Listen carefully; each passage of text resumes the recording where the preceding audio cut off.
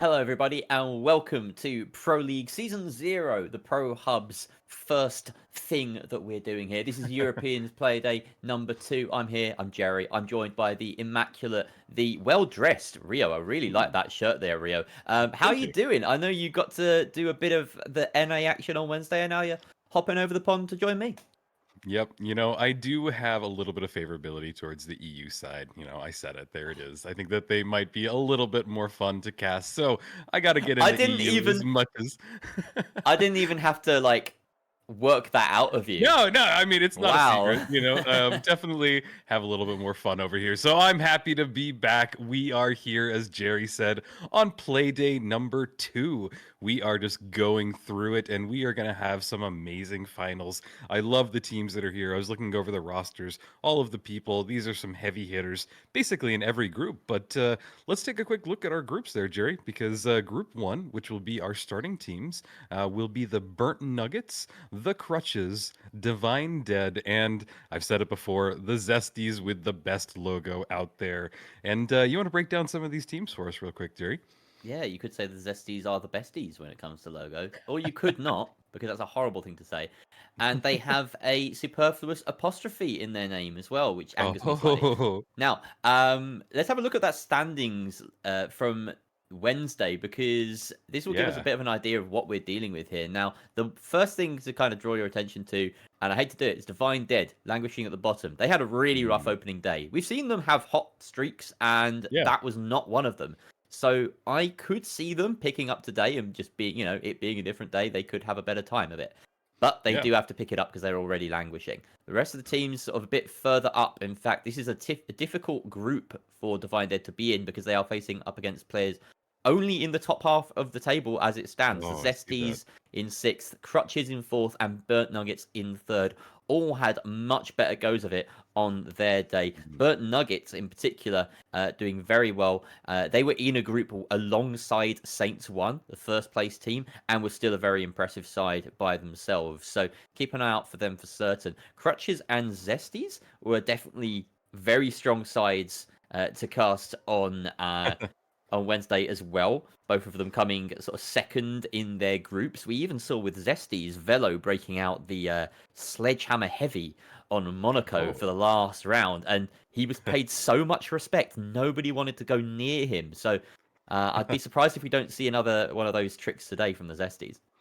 Wow. Well, that sounds like it is quite the lineup. And you know what? I'm really hoping that we do see an improvement from Divine Dead because they are kind of one of the more memorable names in the scene. Like I've known them for a bit and I have seen them do amazing. So I'm hoping that they just had an off day and that we do see some really good performances from them. But yeah, we are excited to get started. As it's mentioned, this is cash out. So it is going to be all of these teams in one. And interestingly enough, on the NA side, we didn't see a lot of like doubling of cash outs. We even didn't really see a lot of like third partying. Did you see anything different in the EU side? What was your kind of observation on how they handled kind of the vaults and like where they went? Short answer, yes. We saw a lot of third partying over here. This was Okay. third party central in some cases. The final group of the Hmm. day was a little less so. And Burnt Nuggets were a part of that group. So perhaps it may be a little bit different this time around. But Okay. yeah, certainly there was a kind of a standoffishness around certain teams being in Mm. the lobby, and that carried on through a lot of the maps. So it was a very interesting day. There was a fair amount of mix-up strategy. The third-party thing did come through a fair bunch, but on the games where it didn't, we saw a lot of well, the opposite. 2v2s just across the map. Those are the only Yeah. real options. You get 3v1, Hmm. like three teams fighting each other, or two teams fighting each other. So yeah, those were the Yep. two things we saw. Not great analysis from me there, but yeah, it was definitely a lot more third-partying than NA had.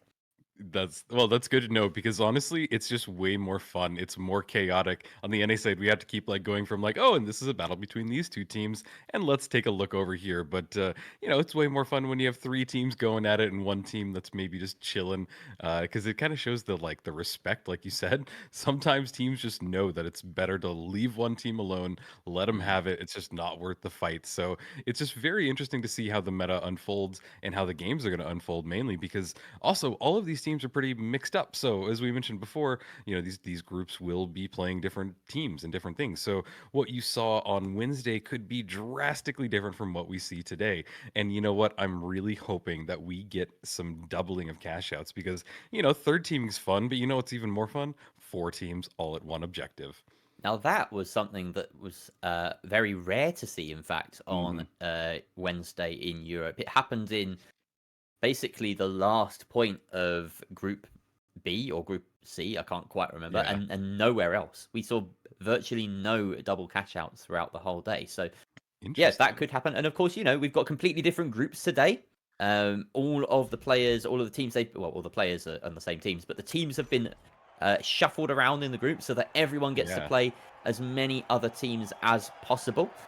And yeah, look at this. We are now ready to hop straight into Group A, match number 1, and we are heading to Seoul under construction for the first map of every group today, Rio. I love it. And maybe it was inspired by our recommendation. Who knows? But we're going to be getting into some fun games. But before we do, real quick, we want to shout out a huge donation that was given to the Pro Leagues by Karesh, the Via PR Chief Officer. So big ol' congratulations and thank you to him for helping us out. And now we get to get into the combat on Seoul under construction. We get off the bat already. We see that XP in use and a lot of damage coming down. There is the grenade in hand. He goes invis, already trying to find anybody out if he can. Nice teamwork as they dip and hide behind the corner. You see a lot of people as they are charging in together. Nice combat going down. Looks like their light went down in that fight. There is the dome shield and the mesh following it up, but sadly I think we have our first wipe on the board. No, I think one person alone in Paris is still up. He's very low, 30 HP. Can he survive with the FAMAS? He's trying to find anybody he can, and sadly he gets spotted out, and there's the first team wipe. Yeah, and the eagle-eyed amongst you might have noticed that we're not seeing the regular Divine Dead lineup here. Rose appears to be subbed out for the time being for UT, so we'll keep an eye on this newer light in our midst. And while we have a watch, Crutches right now, just securing that vault, which had been tapped by the Zesties. Zesties seemingly nowhere to be seen as they manage to make their way towards the B site. In the meantime, we have Burnt Nuggets taking control of A. They have the under construction cash out, so this is obviously a center point for a lot of the action, and they can even, if they're feeling a little bit zesty, or maybe if they're feeling a little bit burnt, I don't know, they can take a few shots down towards B as well. Give you a nice oversight of the entire map here. Yeah, it really is very closely spawned. They really are closely spawned together. So this means that both teams can dip in and out and kind of decide where they want to go. We might even see three teams bundling up, but it's not happening right now. Yulti is getting some pop shots off with that XP. He gets one of them down, but he is down to 10 HP. He immediately goes invis and needs to stay alive for as long as he can. He's got a good vantage point as he searches for anybody else in his team or anybody else that he can take down. They are going for the steal, and it looks uncontested at this moment. Feels as though they've managed to scare off most of the opposition there. Dealt a lot of damage. I don't think they got the wipe, but at least forcing Burnt Nuggets to fall back. In the meantime, we'll transfer our attention to the Zesties, who are fighting close up with Crutches. Crutches seem to have get on the better of them there. There's the wipe, but in come the recently respawned Burnt Nuggets, going straight for B, hopping on this third party. There's a fantastic red canister, helps to take out the heavy. Player escapes through that gateway, but doesn't seem to matter as they are able to block that off, and they will get a very convincing steal here. Unless the light can pop back and do anything about it. I don't think he's going to risk it. He's hiding out, waiting for his teammates to res, and there is a good steal coming through from the Burnt Nuggets with only about 20, 30 seconds left maybe on that timer. Yeah, I think about 25 seconds, and it is just ticking down. I don't even see anybody charging in there. We see Yoip kind of off to the side, waiting for his teammate to respawn. There is the coin in, but he does have a little bit of a distance before he catches up with his teammates. Maybe they'll throw him a zip line. I do see it in his hand, but it is not happening just yet. And he's just bobbing and weaving. He's giving us a nice little dance while he waits for his teammate to get back in there. Cash out B slowly running down. We're looking at our last 15 seconds, if that, and they threw a gas mine on there to absolutely secure it. It does look like one person runs directly in it, and they go for it. They get a wipe already. The Zesties really looking not great at this start of the map. No, it's been a rough start for them, and we can see right now, Divine Dead, they have managed to back themselves up into quite a good position here. They are closest to that hospital spawn where a vault has appeared. They do get the tap, but of course, that's only one part of the journey, and now they have 2 teams waiting for them on the other side of this bridge. That is Crutches and the Burt Nuggets, who may be a little bit further back and they'll have a closer inspection. But yeah, here we are. In fact, Burt Nuggets are all the way on the other side of the map, so that's my mistake. They are fighting over billboards, it would seem, in contention with Crutches directly for that 4th vault. Yep, and we're watching Nigiri as he uses that pike, but not able to really land more than one shot, and then he gets spotted out immediately. Norton invised, but again, also spotted out. There is the gateway, so he has a nice escape, but it's not going to help him as he is just tased away. But wow, that was some great movement in and out of the rubble, and he goes down to 40 HP, but he gets back up because he waited long enough. He is right on top of nearly everybody, and it is very hard spot for him to be in. He gets a little bit of tap damage, maybe realizes now's the time to leave because he did a lot of work and he really escaped the lion's den. Skillful door slam there. Gotta give props to that moment. Just protecting yourself with the environment very, very smartly there. Always close doors behind you if you're getting chased. It's a very neat little move you can make. All right, well, C is in progress as Divine Dead seem to have gone completely uncontested with their delivery from Hospital of that vault, and everyone else is a little bit further behind as well. So expect D to be plugged successfully here by the Zesties, and the Burnt Nuggets are turning their attention to the point with a lower timer. They are being gassed out as it stands, though. Some nice utility being made use of there by Divine Dead to hold off their foes. Norton on very low HP, so it's going to wait for that refill to come into effect before going forward. In the meantime, Nigiri taken out, so Palmer, it's his job to bring him back up. But the push from Divine Dead, the dome goes out, and this could be huge for Divine Dead if they can secure this kill. But the gas is impeding them, and they find themselves sandwiched between themselves and Nigiri as well. And this may have just gone a little bit askew for them, but thankfully, it seems as though right here, as we see, Burt Nuggets are struggling to return. Ollie does go down after a nice RPG, but there is a frag there onto the light as well, so Divine Dead should be all up and running to protect their point again. Yep, and they have just a little bit of time left on this cash out. We're talking 25 seconds at that. We're watching Alone in Paris as he takes a lot of shots with that FAMAS. Has to move in there because he was very far away. We see everybody diving on top of the point. There's only one person left for the Burnt Nuggets, and they go down in that fight. I'm sorry, the Crutches, they go down in that fight, and it does look like Divine Dead is able to stall for a little bit longer, but oh no, the Zesties are here, and it looks like they want to stay on top of it. There's a dome shield in there. They are still sticking it. One person gets it, but they did. I think they got the steal. They did, and there's just a couple seconds left, and it looks very successful for the Zesties. Wow, and Zesties have control of the other cash out as well. Oh my god, I was wondering what was going on. Burt's Nuggets are going to take that virtually for free right now, if they can get on it quickly enough. But the gas has stalled them out, so this has given an opportunity for Zesties to come back and protect their second bounty. That's huge. And yeah, there was a moment. Oh, a great little pick coming out there as well from the light on the side of Zesties. That is Chopa just getting in and doing the damage. A second one. Huge plays. Zesties really taking control of this map as they wipe their opposition. Another gas goes out, and unfortunately, they may just have a little bit too much to handle here, but the timer is still on their side. Crutches are coming in close, trying to get the steal. The gas is not ticking on that light, and it's a dome and a mesh shield to protect him. So unfortunately, the Zesties, as well as they played that, just couldn't hold on for those extra 10 seconds. Yeah, it's kind of a shame too, because you look at the scoreboard and they're really only ahead by like $2,500, and actually that just changed right away as it looks like Divine Dead got the next plug. So it's just very interesting to see that they tried so hard. They seemed to have everything in line and it just didn't work out for them. But we move over to Cash Out B, and we are in the elevator station. We're watching Alone in Paris as he is the last person alive. He has the defibs out, but I don't think he's near his teammates. So the real strategy would be either try and wait for them to res back up, or if they can, you know, coin in. But we'll have to see as Norton now moves around. He is on top in a nice little setup point, and he's got a nice overview as he looks over everybody. Burnt Nuggets, yeah, just a little bit ahead. Up until this point, I mean, Divine Dead have just been ahead of the game ever so slightly compared to everyone. They've just been prioritizing those vaults, and it has given them a decent edge in a game where they had been struggling, yes, on Wednesday, for instance. But now having to retake into the green bridge, this is going to be a little bit tough because they do need to prioritize kills here. Otherwise, they'll be sitting ducks while trying to go for that steal and afterwards.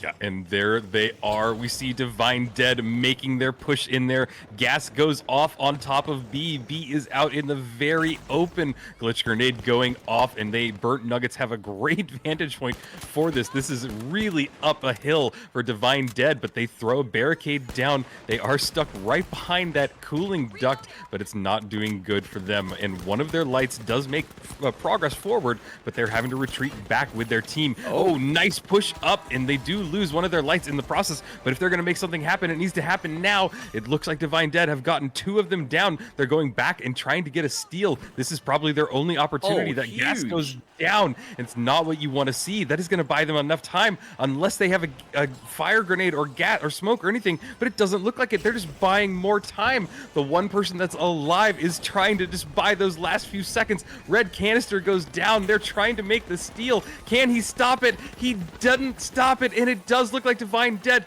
are able to get the steal. What did I just watch? Wow, so close from Burnt Nuggets. Almost heroic from Palmer to deny it with that gas grenade, but we still have about 20 seconds left on the A point, and this is a fight for a potential first place depending on kills. Crutch is holding firm, but they go down slowly, one by one. We see them just dwindling, and now there's only one up. Is it? Yeah, there's only one purple up right now to try and hold on to this point, and it is the heavy of Best Rig, but it looks like he has done just enough. And there we have it. A first place finish for the Crutches, followed closely by Divine Dead, putting out their best performance yet in EU. Yeah, and that's what we said. We've seen Divine Dead already, and they've given us great performances in other tournaments, so they deserve to be here. And you know what? Everybody's allowed to have an off day when we have 8 play days, so it's very exciting to see a performance like that, and followed right behind it with Divine Dead by just a few $1,000s differences. Great performance, and you could really see the top 2 teams in that matchup. Yeah, so Crutches coming out on top there. Bronx with the most kills as well in the lobby as the light on that purple side. I got a feel for the Zesties, honestly. They felt like they had a really good sort of burst of performance in the middle of that round. But yeah, it was a really even match, honestly. Looking at the score totals at the very end, it could have gone any direction. And this is great for, the neutral. This is really good, entertaining stuff if you're coming here just to watch some finals action. Yeah, this group could be a fairly unpredictable one. Yeah, and we saw that after the first cash out that everybody was just there. Like the cash differences was like 5,000 between top and last. So you do love a matchup like that. And even looking at the kills, it didn't seem like anybody was really struggling. On the NA side last Wednesday, we had a few people that went a few matches with like 0 kills. And this is much more balanced, and it seems like these teams probably played each other a little bit before. But we are going to keep it going as we move to Cis Horizon next. And I don't know, Jerry, what are your thoughts on Cis Horizon in Cash Out?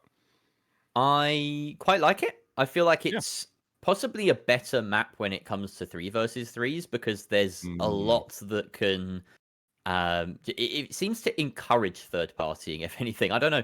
It might be just the fact that there's a lot of long angles, and unlike other maps, debris doesn't really like gather up in the same way. So hiding from hiding a cash out from other people at range once you've taken it can be a bit hard. I don't know. There's a lot of moving parts in Cis Horizon. I might also just be pulling random words out of my butt right now because I didn't know what to think about Cis Horizon for a few seconds there.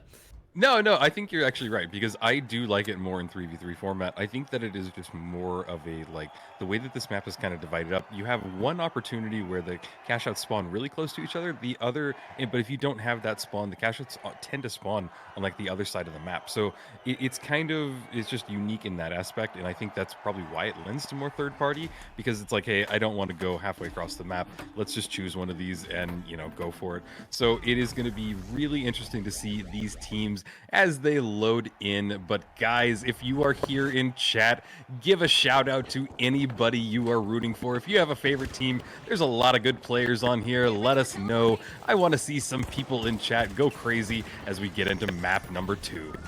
Speaking of shout-outs, it's worth shouting out Raindron, who's been the provider of some fantastic finals remixes that you might be hearing in the background of some of our chatting segments here. So shout out to him. Great musician there. So yeah, go and check out his stuff. All right, let's have a look at what's going on right now. Bronx just hiding to recuperate some health as it looks like Burnt Nuggets get the tap on that vault. And a nice trade coming out there, but the heavy on the side of Burnt Nuggets has his medium close by, as all good mediums should be, to get him back up. And they move on with the vault in hand, and a quick wipe has taken place there. So they will move their vault quite happily to A over in the library side of things. Yep, and you can see exactly what I was saying earlier. Is you can see that this cash out is on the left-hand corner of the map, and the other one is on the absolute right-hand side of it. So they are very much on different corners of it, and it kind of makes it where you don't have a lot of teams that want to go to split up to both of them. So it makes a really interesting gameplay. But there we have a nice winch. They are trying to pull this out. If they can get this over into the corner of Sis Horizon, it's super powerful. But on top of that, we see a nice little gateway on that little cube there. So his whole team has a good little exit if they need to get out of there. They've moved over to cash out. All right, just bear with us while there might be a little bit of a tech issue that we just get sorted for a moment, but we'll try and keep things going.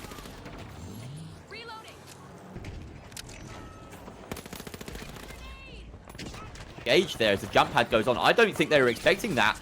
And you can see it in the reaction. It was a bit of a panic there from Divine Dead. And a scramble now to try and survive as they're all on low HP. One player has decided to stick the steel immediately, forcing out the engagement. A 1 versus 3 now, as Divine Dead's only player, alone in Paris, the medium, is wiped out quite quickly there. A great engage from the Zesties, just really catching Divine Dead off guard.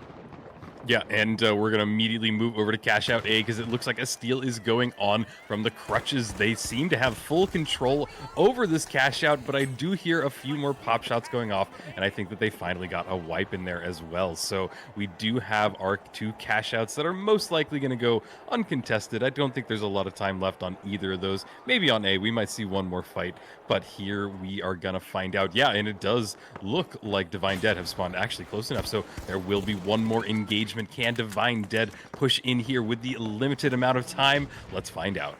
Ollie rocking the shack and the lock bolt, trying to find a situation where he can pin down all these players, and they are grouped up, so that might be a high value lock bolt, and he does get them all pinned down. Out comes the shack, out come the guns from Divine Dead, and that is exactly what they needed. Can they secure these final kills or push the heavy in? Someone's got to get on that steal. They don't get the wipe yet, but they have to protect this steal. The mesh shield comes out. Can he do it? Yes, he can. Great teamwork from all 3 on Divine Dead there. A perfect execution to get the steal. Wow, that's what you love to see when they just dive in there. Not much time left, able to get it. And you know what? That's good teamwork for them. So Divine Dead in control of this map by just 1,000, but we're immediately switching over to Stopper as he gets popped out and slowly goes down in that fight. Now we're watching Nagiri as he is getting anybody in his crosshairs and just deletes them. What a great shot from the F-Car as he tries to bring his teammate back up. He's now at very low health. Goes for the vault and is able to get in control of it. Palma now moving over to his perspective, and we are now in the flying camera, jumping around a lot, and go over to Ollie as Cash Out C gets started. Yeah, so we can see that obviously that team was quite comfortable in moving the vault across. So we're having a look at, this is the museum, if I'm not mistaken? No, this isn't the museum. What do we call this place? This is the office complex. This is the office, of course. Office. So we're over in the office, and you can see Crutches here trying to take a bite out of Divine Dead, who have started today with a lot more spring in their step than we saw on Wednesdays. It's good to see. But a nice position being held up here by Crutches. They're just sort of biding their time, waiting for an opening as they are holding high ground on the opposite side of this large wall that splits the point in half. We may get a third party here as Zesties look like they're trying to focus their efforts on C at the same time. Yeah, everybody seems to be converging over here. The cash outs are pretty split, but the Zesties now make a move, getting height and getting on top of that. This area is so important because height control is really what you want to do. You've got that vantage point over it, so it makes sense that both these teams are fighting over this rooftop. They now have good vantage point over it. Airshoe drops down, going directly for the steal. He does get dropped by some C4 below it, but there he is. Now maybe it fell in a good vantage point for them, but I can't really tell as Airshoe goes away to maybe get a different spot. Yeah, they're just reasserting their dominance on this side of the map, maybe hoping that the Crutches come in and go for that bite, but it looks like Crutches have decided it's not worth trying the third party. They're going to rotate and go for a push on D, and we have a pair of standoffs taking place at the same time. Here comes Zesty's second wave as they go in, but they know that their opposition is nearby, just lurking underneath those staircases. Can they find that opening? The Dematerializer does its job and takes the sight onto one of those mediums. They round the corner, they find all of the players on the opposition side. Can they take enough of a bite out of Divine Dead? Going for the shots, but nothing on the other end of it. Divine Dead playing is so smart, keeping themselves intact, and now the DMAT play is forced. They have to try and go for a quick steal here. It's the only hope, but they're being pinned down now. The lockbolt, not part of the plan, as Eshu unable to retreat completely, but he does it just in time. Can't land the goo. There's some returning fire from Velo as he does a lot of damage. Great winch, but it only brings him in range of melee. Down goes that melee player. And that was the last person on the side of Zesty's. Divine Dead come out on top there. On the other side of things, it seems Burnt Nuggets managed to hold on to their cash out, and we're on the final wave. 6 and 5, or 5 and 6, I suppose, if you want to count in a normal way, like a human would. Oh, Jerry, math and numbers are hard, but that was a really convincing play by Divine Dead. They did everything that they needed to correctly to just stall and buy as much time as they could. So just love to see good gameplay like that. But on the inverse side of things, we're looking at the Crutches, and they just only have $4,000 to their name. This is the team that came in, I can't remember, first or second last match, so something has changed. Maybe they're just not good at this horizon. I don't know, but we move over to Yolti. He's got a glitch grenade in hand. He sees one of the Zesty's members and tries to find them out if he can. He's moving around, looking at anybody that is around him as he jumps onto the rooftop and immediately finds one of the Crutches. That XP is doing some great damage, and we're seeing some really good movement, honestly, from him as he bobs and weaves in and out of these fights, and his teammates looks like DMAT at the floor below him and absolutely chasing him. Gets best rig down in that fight, and it's a really good performance from Yugi so far, or Yulti so far. Yugi, yeah. playing the heart of the cards here. Some good shots again from Yuti to take out Velo at range. And yeah, this is going to be a very feisty final minute and 20 seconds. Yep, and there he is. He is thermal enabled as well, and that's a really good gadget to have. We see Alone in Paris with the jump pad ready to help out his team if he can, but nobody's in control of this at all. I do think that Divine Dead might be able to at least get first or second if they don't get this steal, but this is a doubled cash out. We are seeing everybody that's going to dive on this. A will disappear.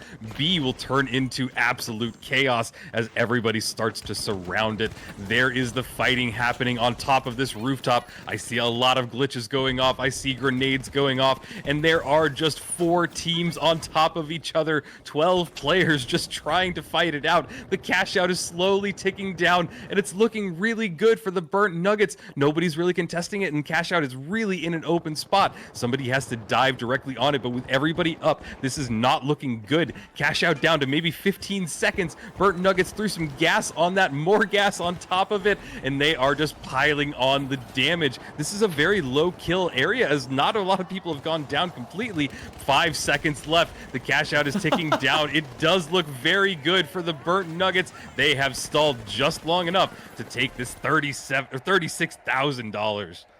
And a very chaotic ending there. Divine Dead, it felt like in Orange were somewhat content with just waiting, seeing if someone else would go for it, knowing that they'd be secure in second place, but maybe a little bit disappointed not to survive at the end to get the steal as well.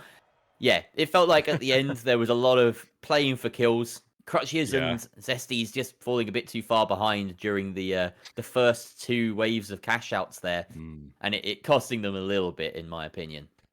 Yeah, just a little bit. It definitely cost them, and it was just interesting to see that final fight, and the cash out was in such a bad position. It's where you don't want to have it, because you had everybody that had a vantage point on top of that roof and could basically look down at you in 4 directions, and then that just made it so open. We saw them throw gas on top, and it just secured them the win for that. So that is how you play it in when you have a doubled cash out. Get it out into the open, make it as hard as possible, because we did see some last second dives on there, but it just was unsuccessful.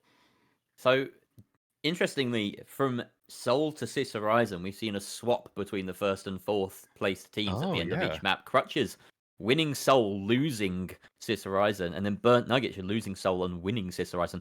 The main consistent thread has been Divine Dead consistently getting second place here, and in that map as well, first place for kills by quite some margin. So they are starting to climb the standings. As you can see, they've Mm. already surpassed the points tally that they amassed throughout the whole of Wednesday. So yeah, the question was whether they would turn up today. They absolutely have. Yeah, and that's what you want to see. If you have a team that you're rooting for, everybody can have an off day, but it's all about how you take it in stride and find out what you did wrong and then correct it. Now, it also could be just that this is a different group. Maybe they had a really tough group last week and it just didn't work for them, but we are shuffling them all up so everybody will at least experience the each team at least twice, I believe. I could be wrong if production needs to correct me, but it just makes for a really nice way to experience all of these top tier teams. Mm. But I believe that we're going to Vegas next, which I think will be quite a fun map to see. Love the rework of it. It's really kind of grown on me. But yeah, I'm excited to get started in this next map. Yeah, so just to dive in a little bit deeper, Divine Dead did arguably have a tougher group last week. If you want to, Okay. on Wednesday, if you want to look at the other teams in their group, they had Crutches, which was interesting as they're facing off against them Hmm. today again. They also had Aimers Red, which is a Telco's team with Perzon and Yeah. Ferios, and Gamblers, who are a very strong side, Foden Keriki and Devil's Work. So yeah, perhaps overall a slightly weaker group, but I mean that's not to say that Zesties and Burnt Nuggets are that much worse. The quality No. across the board here is very, very high, and it has to be said, I feel as though just watching Divine Dead, they seem to be more together, more confident, and just the eye test alone is telling me that they're playing better. The stats aren't lying either. So yeah, Wow. let's go straight into Vegas now. And of course, this lovely new Vegas Stadium variant that we have. Well, it's not even really a variant. I mean, there's variants of something else in this game. We've got to be careful with our language in this. And I know. here come Crutches on the other side to face off against Divine Dead for Vault 1. Yep, Vault 1 not been tapped yet, and Jerry had some very good inspirational words for Divine Dead. Let's see if they can keep this tempo going, because you know what, I agree with him wholeheartedly, but we're moving over to Yulti. As he has that gateway in hand, they're ready to just move that vault halfway across the map and get it started as quick as they can, but they might be stopped, as it does look like the Crutches have spotted them out. There's a nice dome shield that goes down. Lich Grenade should try and break all of the things that they can. It does look like a lock bolt went down as well, and it locked multiple of them in position. They've now decided just to take it, but there is a gateway that they've decided to follow through. Looks like one person from the Crutches went down, maybe a second one. Looks like their heavy is the last one up. He is going down in that fight, but I think they got interrupted by the Zesties. The Zesties are here in the fight as well. Not really sure what's happening. Yeah, it's unusual to see three teams caving over one vault at the very start of the game. It's a very sort of deliberate move from Crutches to get on in here. And I've been very impressed by the light play so far of Yuti, who's in for Rose on Divine Dead specifically. But of course, he's had to run away in this situation. You can see him just scarpering in the corner of the map. No, sorry, that's a Crutches player. Excuse me. Chopper not quite getting that plug, obviously chasing it down. And now they're going for the steal, as it seems as though Crutches don't have the wherewithal to get together quickly enough to deny this, as they all coin in, but they're just a little too late. Yep, moving over that XP. Stopper has very low health, but he does have a couple dashes left in him. He was able to buy some time and get some of his health back, but in the retreat, he got tapped just a little bit. He does spot them out from his teammates' dematted hole in the wall, but they throw up that mesh shield and is blocking a lot of the damage. We see a sledge in hand by one of the Zesties as he chases them down, as he just gets stopped by Stopper, as he is just eliminating them and chasing them. Ooh, that was a great wipe on the Crutches. There we go, and this is that heavy. This is that heavy sledgehammer that we've been talking about.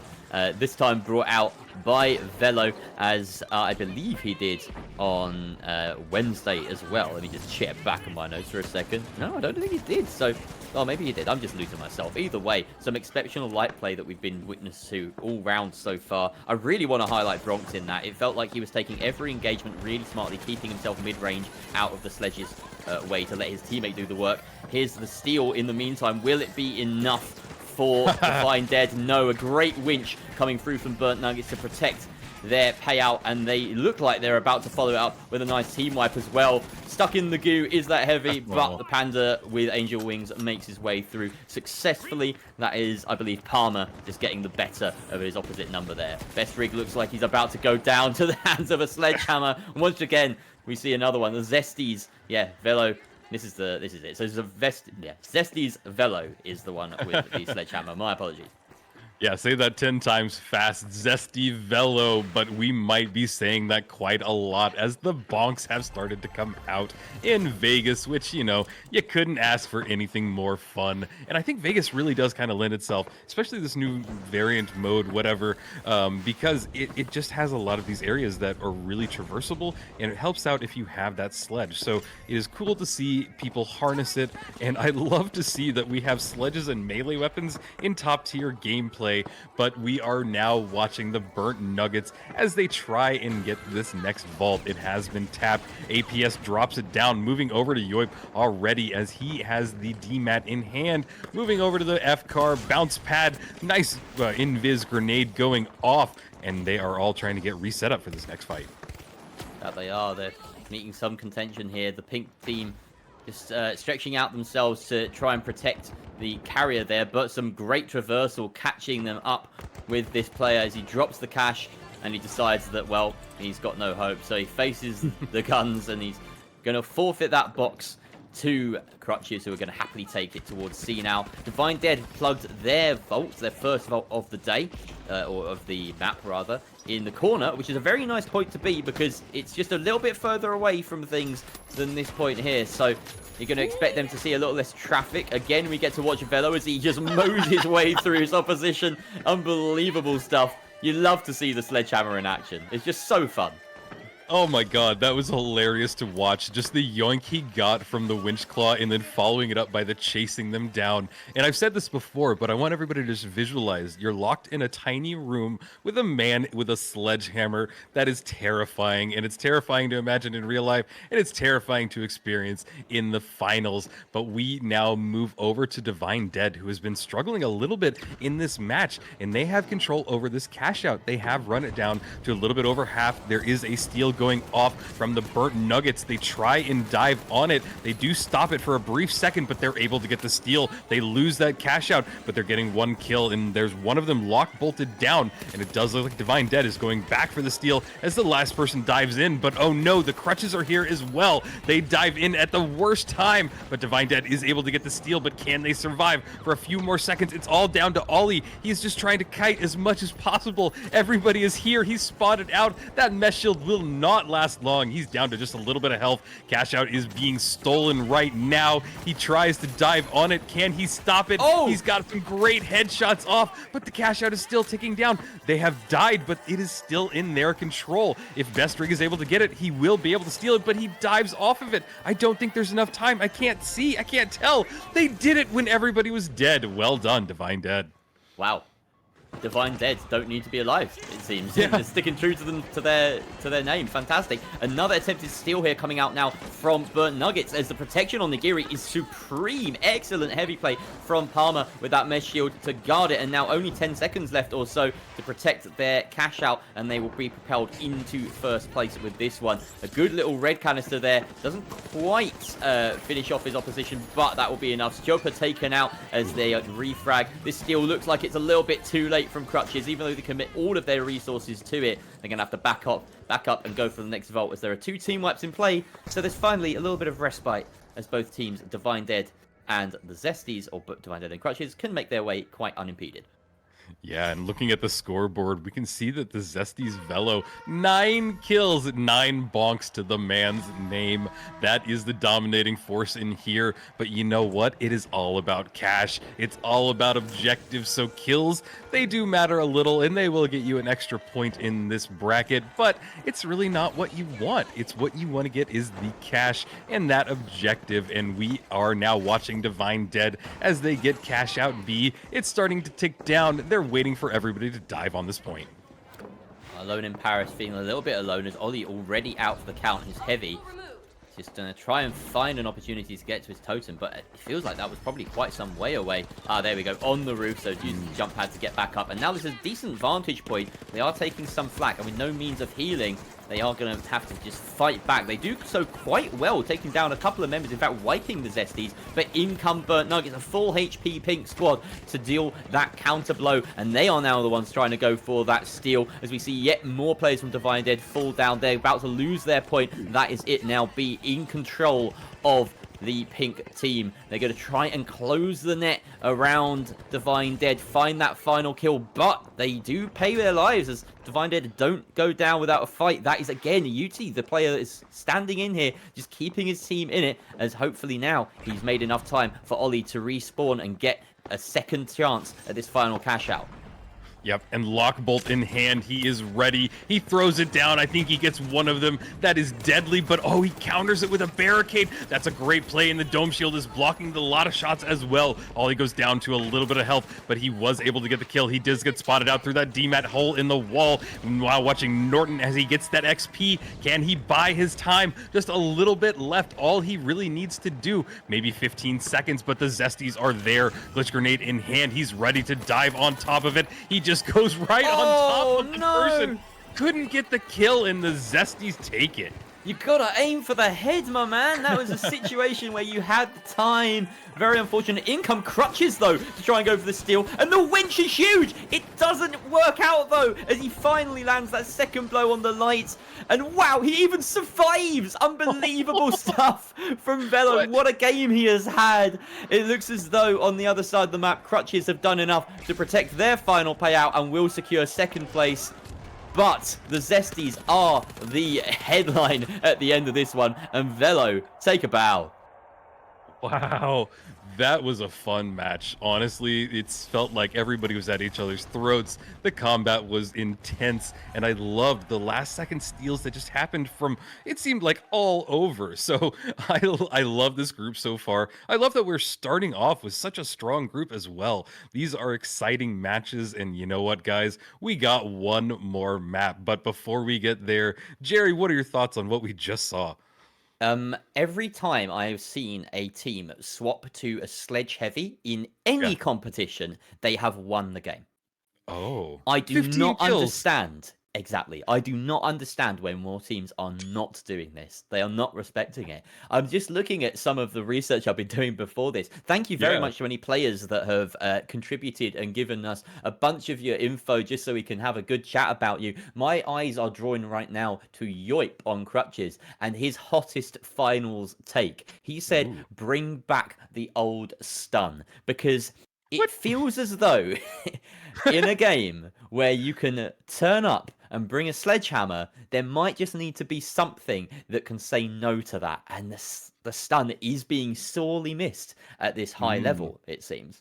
You know, it's actually interesting that you brought that up because we were talking to Skip, who actually won the Ruby Grind event, and he is a sledge player as well.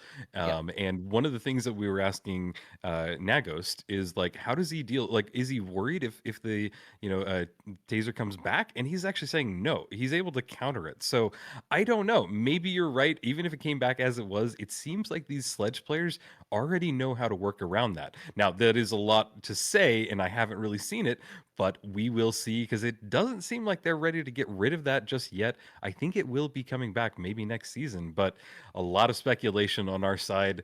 But it is a very interesting point that you brought up there, Jerry. Yeah, and it seems a lot of chat agrees as well. So yeah, thank you for coming along, everybody. Just a reminder that if you want to help us out here with donating to the prize pool, you can head on over to Matcherino and find us there. The prize pool currently sits at a lovely little $830. And big shout out to our recent dono, Crash, who is the Yeah. Via PR Chief Officer. So thank you very much to him. You can go check him out on twitch.tv/Broxton if you would like to do that. So yeah, big shout out to him. And anyone else that wants to contribute, you are more than welcome to do so. Absolutely, but we're moving over to Monaco. This is map number 4. Am I right? Yeah, map number 4. These maps are just so exciting. They just go so fast. It is hard to keep track, but Monaco getting started. I think that this will be a great map, and you know what? It honestly is a good map for lots of boinks. So do you think we'll see more? Do you think he's going to stay on it? What are your thoughts, Jerry? It's definitely a possibility. I feel as though it's a very strong option. He is running the winch right now. Will we get a look? Yeah, there we go. This is where he asserted his dominance only on Wednesday as well. In fact, on Wednesday, the teams didn't even want to go near him. He only got 4 kills because they soloed every single cash out. They said no, we'd rather third party.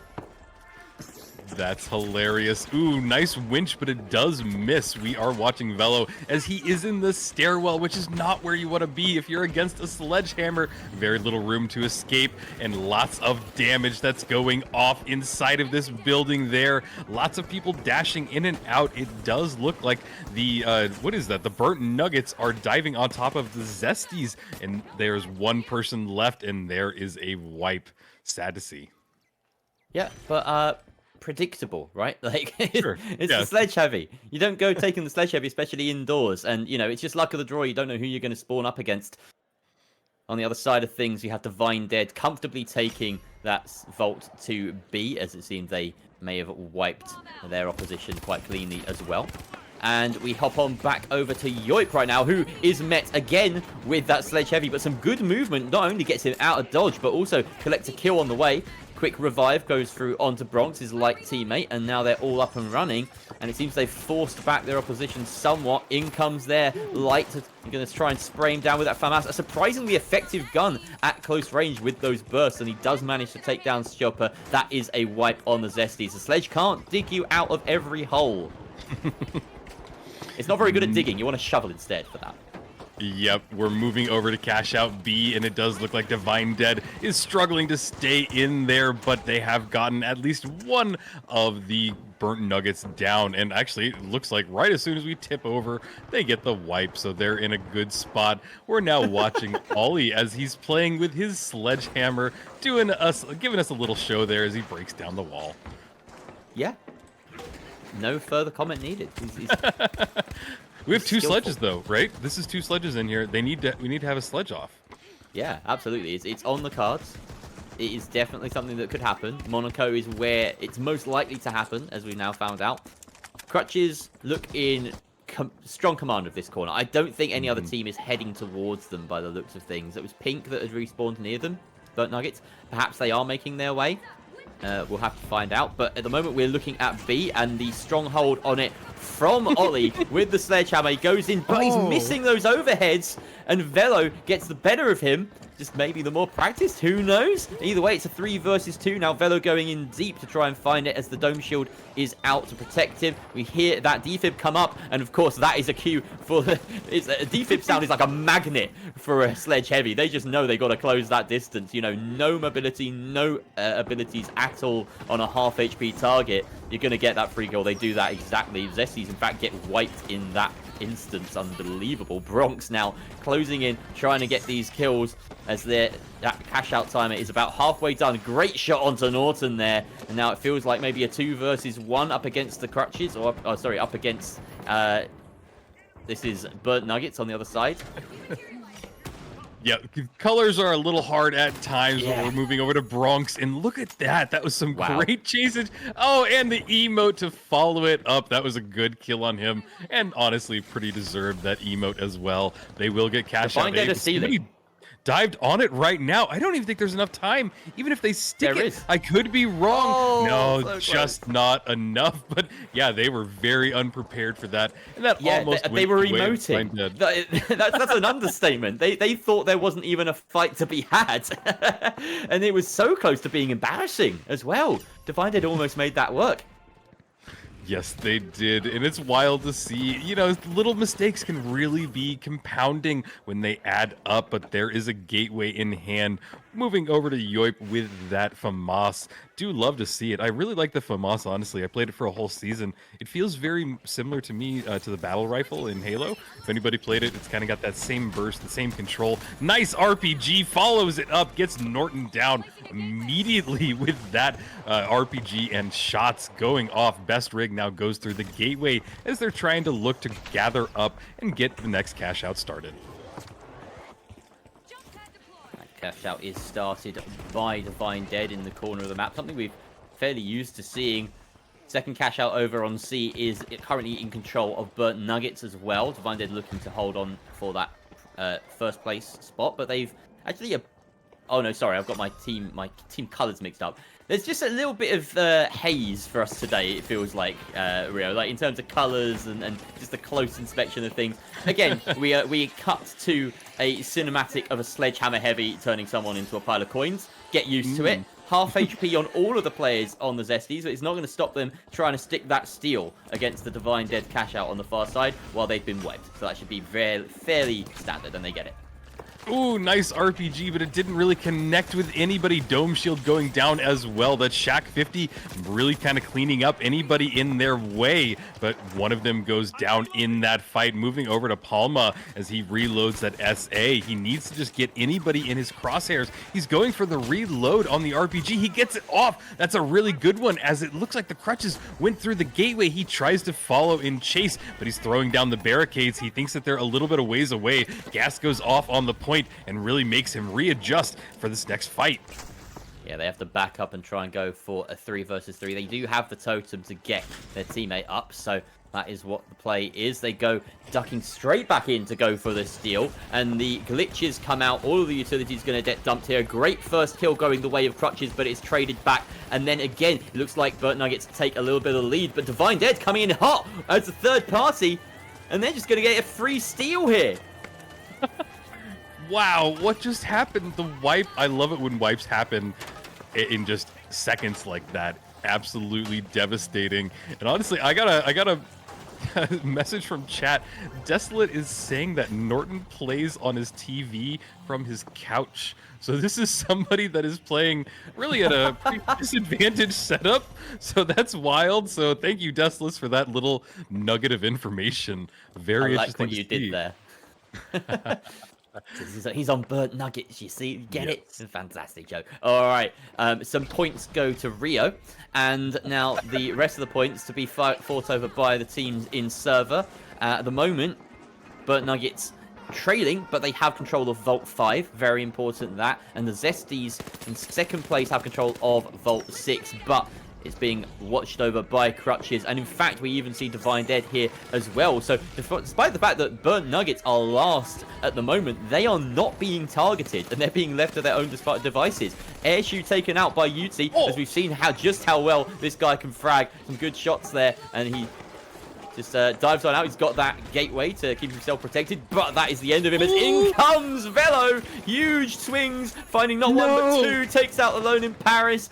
But it looks as though, who's that? The light on the Zesties has managed to get away with it. It's Jopa. He doesn't quite make his way far enough as Crutches are all up and ready to chase him down. That is a wipe, and it is Crutches coming out on top in that three-way melee.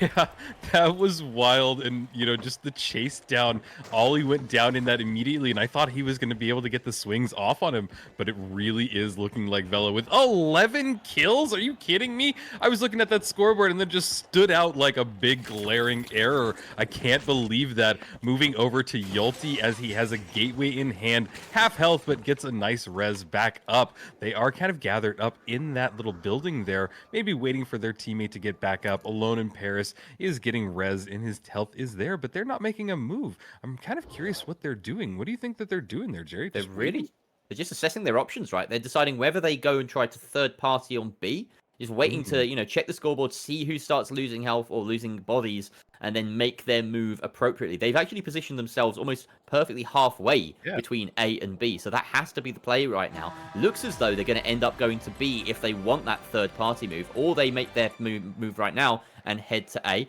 looks like we are just going to have two teams draw it out completely separately in the final 50 seconds of this map. Yep, and I love to see that. That's actually some really cool teamwork that I've never seen. They assessed their options and they decided where to go. They split up, no third teaming happening here. The Cerberus following into each other's faces. We see Velo trying to drop the cash out, and on top of it, breaks the bounce pad. Goes for the steal, seems a little uncontested. Oh? One of them spots him out from on top of the roof, but he stands strong, able to get that steal in a very convincing manner. Is anybody near him? I wouldn't want to be. So we move over to the other cash out, and another steal is going down. Alone in Paris, the last person on his team, he's not able to get that steal before he goes down. Heartbreaking to see. That's the end of Divine Dead's round as well. And the final cash out looks so it's been stolen by the Zesties. Indeed, we got to see Velo manage to secure that with that wonderful steal from beneath, and they will see out the timer as well. Excellent play from the Zesties, putting themselves at the top of the scoreboard yet again, and it is the Sledge Heavy. I mean, what more can we say? He's gone 12-4 on this map, 15-6 on the last one, and secured his team top spot in both. Kills and cash all add up in this league, so more people just need to get on this train. Yeah, this is wild. And, I know we've talked about Sledge Heavy a lot already, but I just want to break it down and how unique it is in the fact that we have a game that is a first person shooter that is revolving around people that can shoot you from distances. And not only that, but like the idea that a melee can work in a game like this, it's truly something that you don't see anywhere else. I know that you had a lot of experience in Siege, but I mean, I feel like this is very different, right? Oh yeah, I mean, melee isn't really even a consideration in Siege. Like you don't you go in with a weapon every single time, Yeah. given the choice. There's no melee only character. You could argue maybe like Kavera, but that doesn't Mm, really make the sense. So yeah, it is really just a game of range, and this is a very different game to see. So getting yeah. to see kind of melee come out and be a popular, and not just popular but viable and strong option is exciting for the Yeah. moment. I do foresee a world where if this becomes the norm, it becomes a bit scary and a bit stale, and maybe something we want to do something about. But at the moment, I'm on the high. Yeah, yeah, yeah, So I'm just exactly. gonna live and enjoy it while it's lasting. Yeah, we'll see if other teams want to try and pick it up. But yeah, we're starting to see sledges dominate across the board. So I think people need to wise up to it. Yeah, I think Wise Up is probably the best way of putting it. At least have a counter to it. In other matches, I've seen that the glitch grenades work really well on stopping like light melee players, but I'm not sure if it's the same impact on heavy. Just Yeah. kind of, they rely more on the winch, and that does disable it for a brief second. So I don't know. We're gonna see this meta as it unfolds here because we have a lot of play days, and as long as the sledge is in use, we're gonna be excited for it. But that will wrap up Group A, everybody. We're going to move on to Group B. And before we do, we're going to take a quick break. But let's take a look at the standings one last time as we have Group A that has completed their first 4 matches of today, or their only matches. Yeah, Jerry, you want to say something?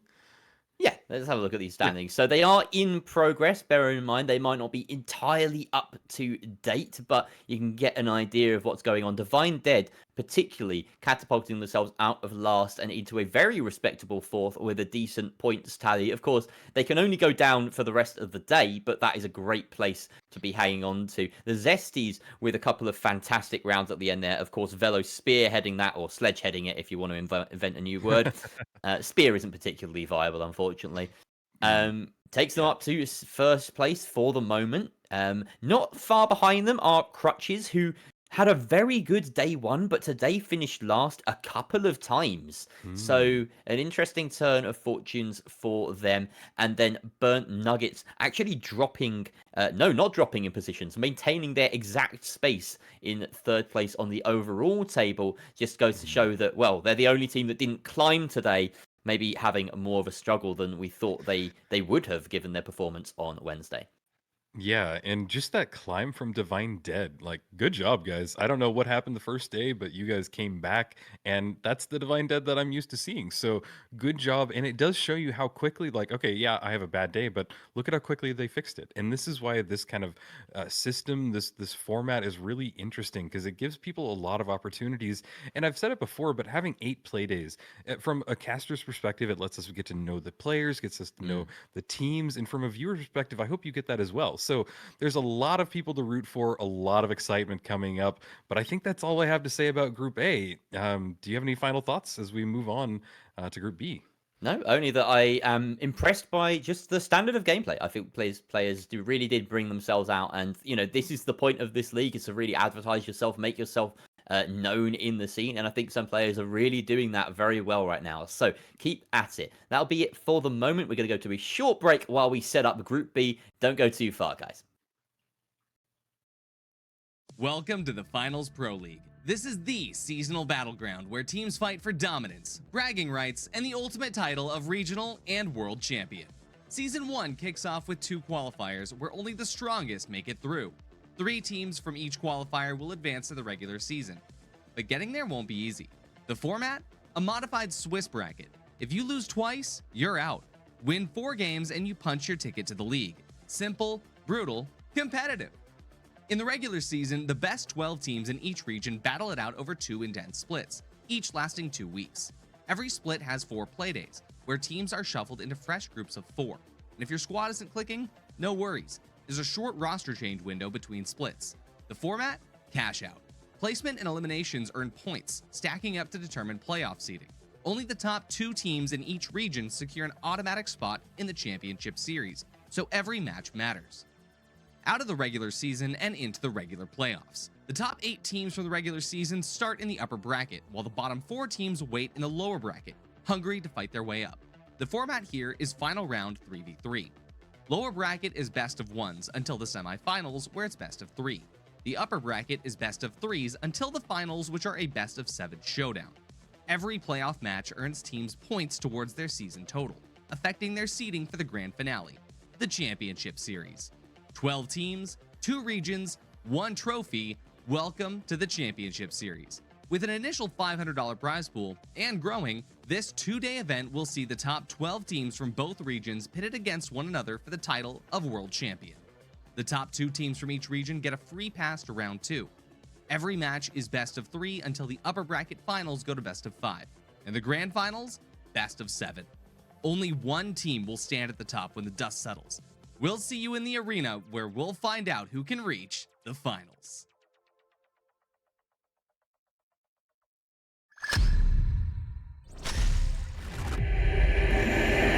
It's showtime!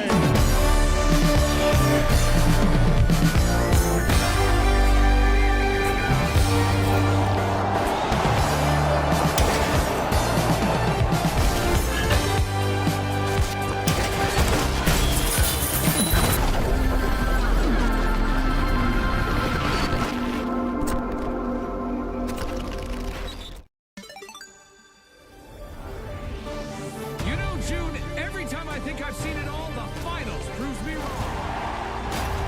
What a play! That's one for the highlight reel, Scotty. The next chapter in this epic saga is about to unfold. A storm of epic clashes is brewing this season of the finals!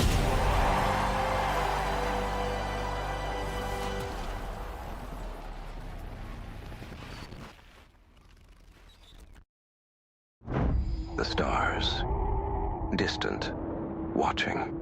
When will they arrive? Will your family be disintegrated first or last? Will your family dog become their leader? With Holtau's alien invasion insurance, you don't have to worry. Alto, we got your back. In the world of sports, every second counts. Every move matters. That's where a Spooze comes in, the sports beverage designed for champions. With a Spooze, it's simple as pop, pour, perform. Packed with electrolytes and essential nutrients to keep you hydrated and energized, Osbooze is your go-to drink for peak performance.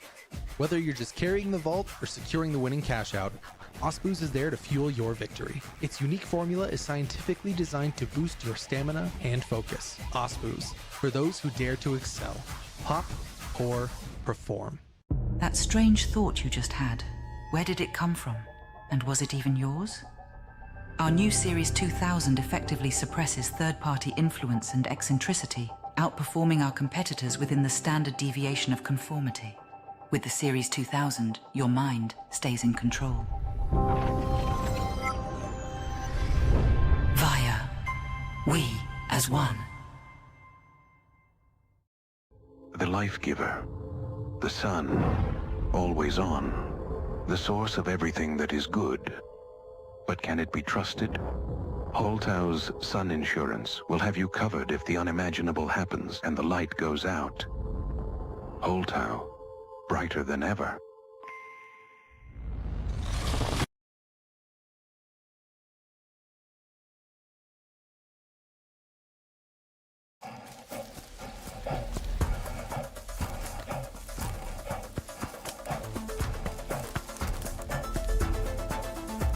Absorbe ce que c'est.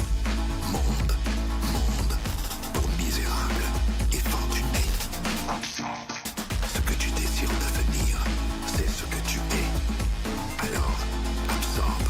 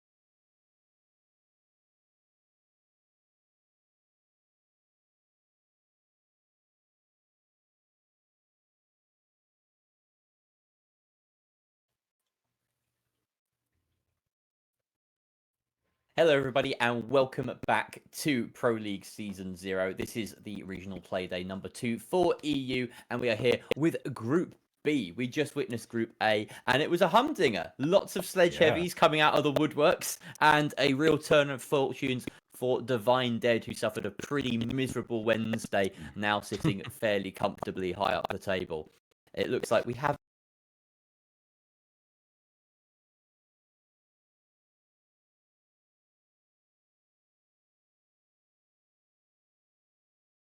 standing points. Well, we have Gungala and Gamblers in THX and Reset, and honestly, these are some heavy hitters in the groups going up. Gamblers have a really good lineup, and honestly, I'm just trying to look at the Gamblers names. Yeah, Kariki, Folan, and DW. So really good players, and Gungala as well have some pretty well-known names in there. So Lasky, Jurgen, and Honeypack Demon. If you guys have some favorite team members, favorite teams in this group, let us know, chat, because I am curious to see who you're rooting for today. But does anybody stand out to you there, Jerry, from this group? Well, given the performances of Wednesday, it's actually hard to say that any particular team here stands out above the others. They all kind of fell in the sort of middle of the pack or towards the bottom. And yeah, it feels as though perhaps we're going to have a really stacked Group C today with both Aimers teams, for instance, being up there. But either way, yeah, NTHX not really living up to their name. Didn't finish first in a single cash out yesterday. They, again, will have to turn things around today, the French side. Then we have, you know, Resit, who also didn't finish first, but they had a slightly better time. Averix, YOLO 2D, and Temi Tim. And then you've already mentioned the two Gs, Gungala and Gamblers, teams that made it through that first qualifier that both me and you had the pleasure of casting. And I would say of these two, Gungala had perhaps a slightly better day one. Gamblers really, though, are the team that I'm looking towards, as they were in a fairly tough group on day one. So it might be, you know, they were alongside Crutches, Divine Dead, and Aimers Red. It may have been that they were just suffering from, you know, being the worst of a really strong bunch of teams, and they might be the ones to come out swinging today. If I had to put money on it, I'd bet on the Gamblers, funnily enough.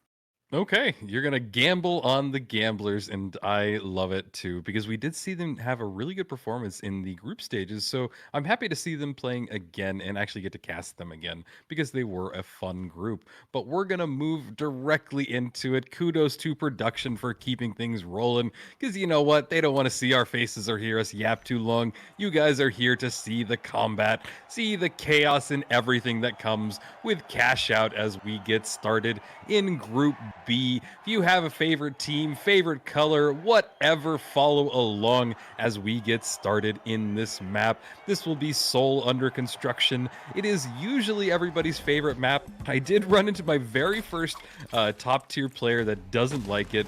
And that is, yeah, Nagost. I think it's funny because I bring it up to everybody and he's the first person like, no, I don't like that one. So it's like, okay, finally, somebody that goes against my long held opinion. But there we are. Let's get started. Let's get started indeed. Here we are. So we are starting off watching NTHX in orange as they head on all the way over to the first vault. And they can see, of course, we do have a hospital spawn for one of those cash outs. So it does mean that at some point that, you know, almost notorious point is going to be contested. We see a jump up from Honeypack Demon as he joins the rest of his team here. They're looking to contest over the other vaults. And this is between Resit and, of course, Gungala with Honeypack Demon in it. They've got the gateway set up above it, and they're going to, in fact, head through that gateway early. It lands Jurgen maybe somewhere he didn't want to be for the moment there. A bit of an odd gateway, if you ask me, as he's now having to escape with his life. And maybe he'll be cursing his light teammate there. He's like, why did you throw me into the middle of the Lions pit there? Yep, really interesting gameplay. Everybody's just fighting over the vault in this very open mid-section. We're now moving over, and he just goes down immediately. YOLO, the last person alive on his team with that F-car in hand. He does get Jurgen down. Great tracking from him, but really not what you want to do. Going up a bounce pad just lets people with good aim track you on the way down, and that's exactly what we saw there. He's going for a res, but honestly gets spotted out, and Resit will be the first team wipe of this map. Yeah, it's not the accolade you want to begin the game with, or begin the group with even as well. NTHX successfully having won their fight, it seemed, and taking their point, or their vault all the way back to point A, depositing it successfully. And they have, of course, that under construction now. They are right up in the middle of construction and have that control. And the team that decide to go for the lucky position of hospital are Jurgen and Gungala, and some excellent vault play there by Jurgen specifically, as we see him just bounce all those bullets off of the vault. I love it when that happens. It's such a rare interaction. Has to drop a dome though as he's being chased, and thankfully that is enough to dissuade his pursuer. Yep, he bought himself a lot of time, but it was interesting that he used his RPG to break a hole in the ceiling to get the cash out started, but that does mean that he lost control of his RPG, and it does look like the Gamblers have dived on this point. They dematted it down and are able to get the steal. Maybe not. They are able to pull it off. There's the winch claw, tries to get it out of position. One of the team members is very low as they look for each other. There is that Shaq 50 raining hellfire from above. They see the grenade. They try and throw down the the dome shield. They're in each other's faces. There goes Folan down. Can this Shaq 50 find another victim? Winchclaw goes down, but he went down in that fight, sadly. All down on Lasky as he is trying to stay alive on 25 HP. There's the red barrel. Sadly gets spotted out, and there is a team wipe. Great shot there from Devil's Work, I believe, at the end, or the medium of Kiriki on the side of Gamblers, so they will happily control Hospital for, well, the last half of this point. We hop on over to Construction as we catch Bring Back Model. In case you're wondering, that is Pepe on NTHX making his case and going down in the process. That's a minigun wounded by a grizzly bear. Holy moly, that is a dangerous combination. Unfortunately for Resit, it's not enough to get them the steal at the end of things. Temi Tim, well, he's made his mark already with a terrifying entrance, gets his teammate up, but they are unfortunately bottom of the standings at the moment. Yeah, and we are seeing it. I love that basically every gun except for the repeater is being used in top tier play. The minigun is here. I've had a few conversations with other players. They do think it's viable, and we are seeing it work. I'm amazed because in my perspective, it just doesn't work very well, but some of these top tier players are absolutely honing it in the best way possible. Moving over to bring back the model, getting some shots off with that F car. Pepe, what a weird name change. Why would you do this to us as casters? But he is getting some great movement. There's a DMAT in the floor as he dives around, very low health. He does go down in that fight. Moving over to Nolly X, he gets some nice shots off with the M60, puts a barricade up, but not enough to save him. He does get Kariki back up full and helping his teammate in the res, but they do move out of the combat. Yeah, and they're just going to wait for that refill to come on Kareki. Folan as well, taking a lot of damage, and he has to fall back. Where is he, in fact, this heavy? Is he with them right now? I can't quite tell. I can only assume. Anyway, they have another chance to go in at this C point. There's plenty of time, it seems. They bring down the crane for good measure. That is the vantage point of Gungala taken out, and in fact, even blocking the jump pad momentarily there for their medium. It's causing some problems, in fact, amongst the Gungala ranks, and it's just fortunate for them that Gamblers are not taking full advantage of it. DW, otherwise known as Devil's Work, finds the shots onto Lasky, manages to escape and get back up. Again, this crane is causing issues. They're finding a way forward, but luckily Folan is doing the work against his opposite number. DW taking some damage there as he manages to find his teammate's totem. This is Kiriki being funneled away, just ferried back to try and protect it. All of that chaos has left an opening for NTHX, who will freely take control of C. Very unusual that, and now they are the ones that have to fight off Gamblers. Yep, cash out is ticking down, maybe 20 to 25 seconds left. They are diving directly on it without getting a lot of kills, but everybody is here. This is not the move you want to take. And THX has bought themselves just a little bit of time as they look for anybody there. There is Bring Back the Model as he has a great sight line, and I think that NTHX will be able to take this pretty uncontested, but I take that back. There is a gateway and a dive on the point. They're trying to go for it. Everybody chaos going down, diving on top of it. There is the steal. Can they stop it? They have to pull off of it. Cash out maybe has 5 seconds left. They are unable to get it, and the cash out goes the way of NTHX. NTHX doing bits there. So now we transfer over to Gungala, and they have the dome out. They are getting gassed, though. He tries to stick it. Great play from Jürgen with enough health as the heavy to sustain the push and sustain the steal. And that is, as well, a wipe on to the defending party there. Now we only have 2 teams up at the moment. NTHX presumably just making their way towards the next vault. And we can take a look at the kills here. Lasky, the one in front from Gungala. So with 6 kills after just the first cash out to his name, that's a very good place to be in. In fact, sorry, it's the second cash out, of course. Yeah, not the kind of kill counts we were seeing in the last group, but it is more kind of, universally spread on them. So this team seem a little more balanced as nice movement. They take that bounce pad and get cash out A started. These cash outs are almost on top of each other. So it will be very interesting to see as they make their way. Nice little zip line there. It gets you all the way across there as NTHX tries to go for the next vault. I think it does make sense to try and stack these. They will be able to do it. And yeah, I think that's what we're going to see. We're going to see a double, but Reset dives on it. They are very low on cash, only 8,500. So this steal would be very important for them as they get set up and maybe waiting for this next fall. I don't think they realized how free that still may have been. They were likely trying to bait out NTHX, who were on the other side of the map. But now Gamblers have come in and satisfied their opportunity. And they do successfully stick it as well. So Reset will maybe be feeling a little bit of regret for not going in a bit deeper there. And now all of the action is going to be around the A point, as it seems as though NTHX content with holding on to 6 for the time being. Are they just going to guard it and leave it? That they are. They just wanted to play that position and now fight over a single final cash out. A very rare sight. Reset now getting a steal seemingly for free with the guard of this mesh heavy with the I did say it was a grizzly bear. It's more like a raccoon, if I'm not mistaken. I don't know. He's got a minigun either way. Yep, minigun. He does have cash out more than halfway done. It is only one vault that has been put in here, so this will only be 18,000. This is enough to bring Reset up a little bit in there, but they need to hold control. There's the minigun. He is getting shot from behind. It's not what you want with that long wind-up time. Timmy Tim has to bring out his mesh shield. He is getting chased down, and we won't see that minigun in this last fight unless a res goes off. His teammates are scrambling. They are trying to get him back up. That minigun is what you need. Cash out just ticking down. Everybody is here watching it go down. There is a gravity vortex, brings everybody into the gas. It is just chaos on top of this point. Maybe 5 seconds left as Gungala tried to get on it. There's the dome shield. Can they secure it? They need to get on it now, but not enough time. Everybody goes down. Gungala unable to get it, but there it is. That's how the scores pan out.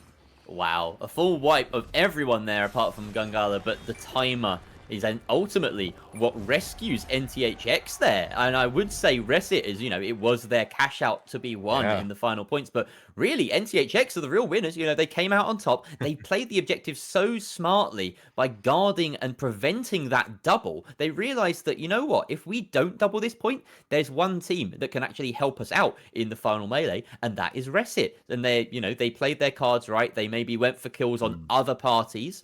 And you can see just how fraggy it got for Gungala at the end there. Lasky with 10 kills, in fact 20 total for their team, much higher than the next place Gamblers on, I believe that is, quick maths, 17? Yeah? No, yeah 17. So, it was a great round from NTHX, who, with only 8 kills, controlled the game wonderfully. Yeah, a very exciting match. What a great way to start this. And I gotta say, chat, I'm starting to see the copy pastas, so keep them coming. I think that means you guys are excited. I love to see chat as they throw the weirdest stuff up, and these players really do deserve it as well. They are getting some good shout outs in those weird copy pastas that I just read incessantly. But that is a great way to get started. And I love seeing Soul. There was a lot of chaos. I'm amazed that they didn't stack the cash outs. The vault was there, a whole team went for it, but they decided to no, we don't need it. And just some interesting plays, and that is where kind of the meta and the strategies kind of come in play. Yeah. Well, thankfully I've been told we're going to Sis Horizon, because that has distracted me from chat, which is only a good thing. Only a good thing given the current state of chat. Wow. We love you, chat. All right, yeah, we do love you though. Keep them coming.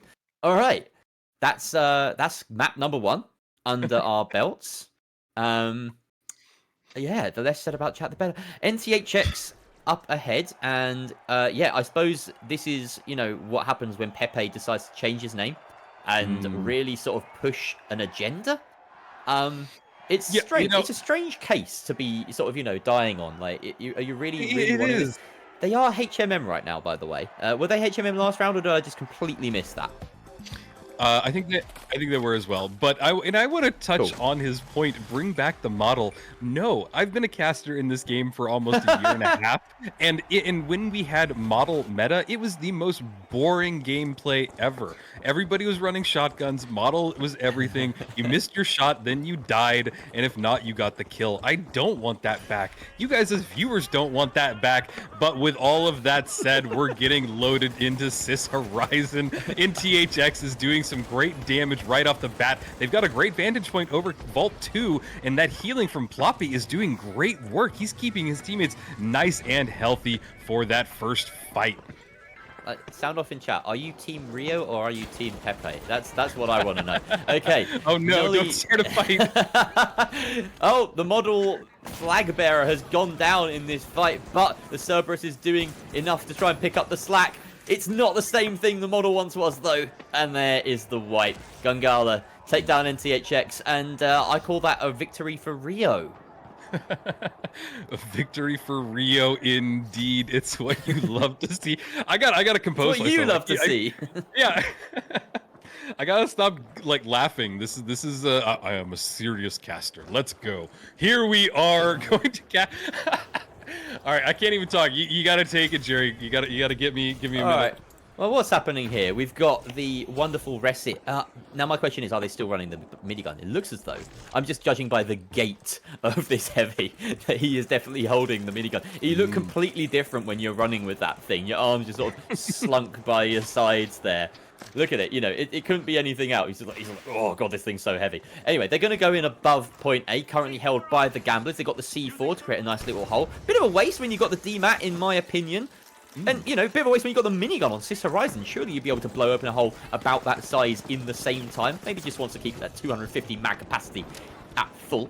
Temi Team, though, taking a lot of damage. YOLO 2D, also very low HP. They need Everix to maybe bail them out of their situation. Down goes the medium while I'm littering. They do find an opportunity to get that res. Oh, but his tail's sticking out. Uh-oh. Are they going to spot him? No, they are. They're far away. And I believe that's a Tanuki, from Japanese lore. I think that's what that is. Like Mario can wear a Tanuki hat in Super Mario Bros, the new one. And if you want some interesting lore, you should see what the Tanukis do with themselves. It is a very interesting Wikipedia article. Stuff that I can't even mention here, but hopefully that piques your interest, because, God, there is some interesting art for Tanukis. But nature is wild.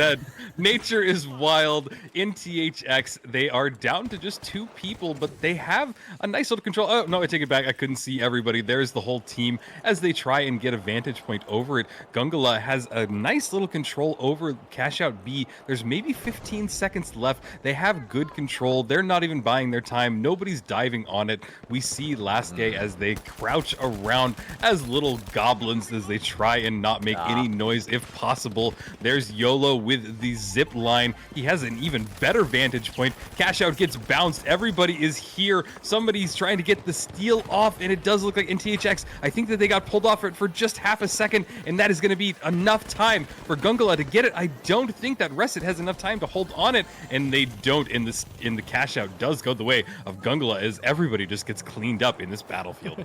The Gamblers come out of nowhere as well to finish that off. But yeah, that was just for kills. It felt like one team was set up relatively well to go for that steal, but then Resit just sort of came up behind them. YOLO in particular just playing spoiler, landing a few back shots to the enemy team of Gungala before they could try and get the steal. So yeah, a bit chaotic, and ultimately, the team that gets the money is the team that will come out on top at the end of the day there.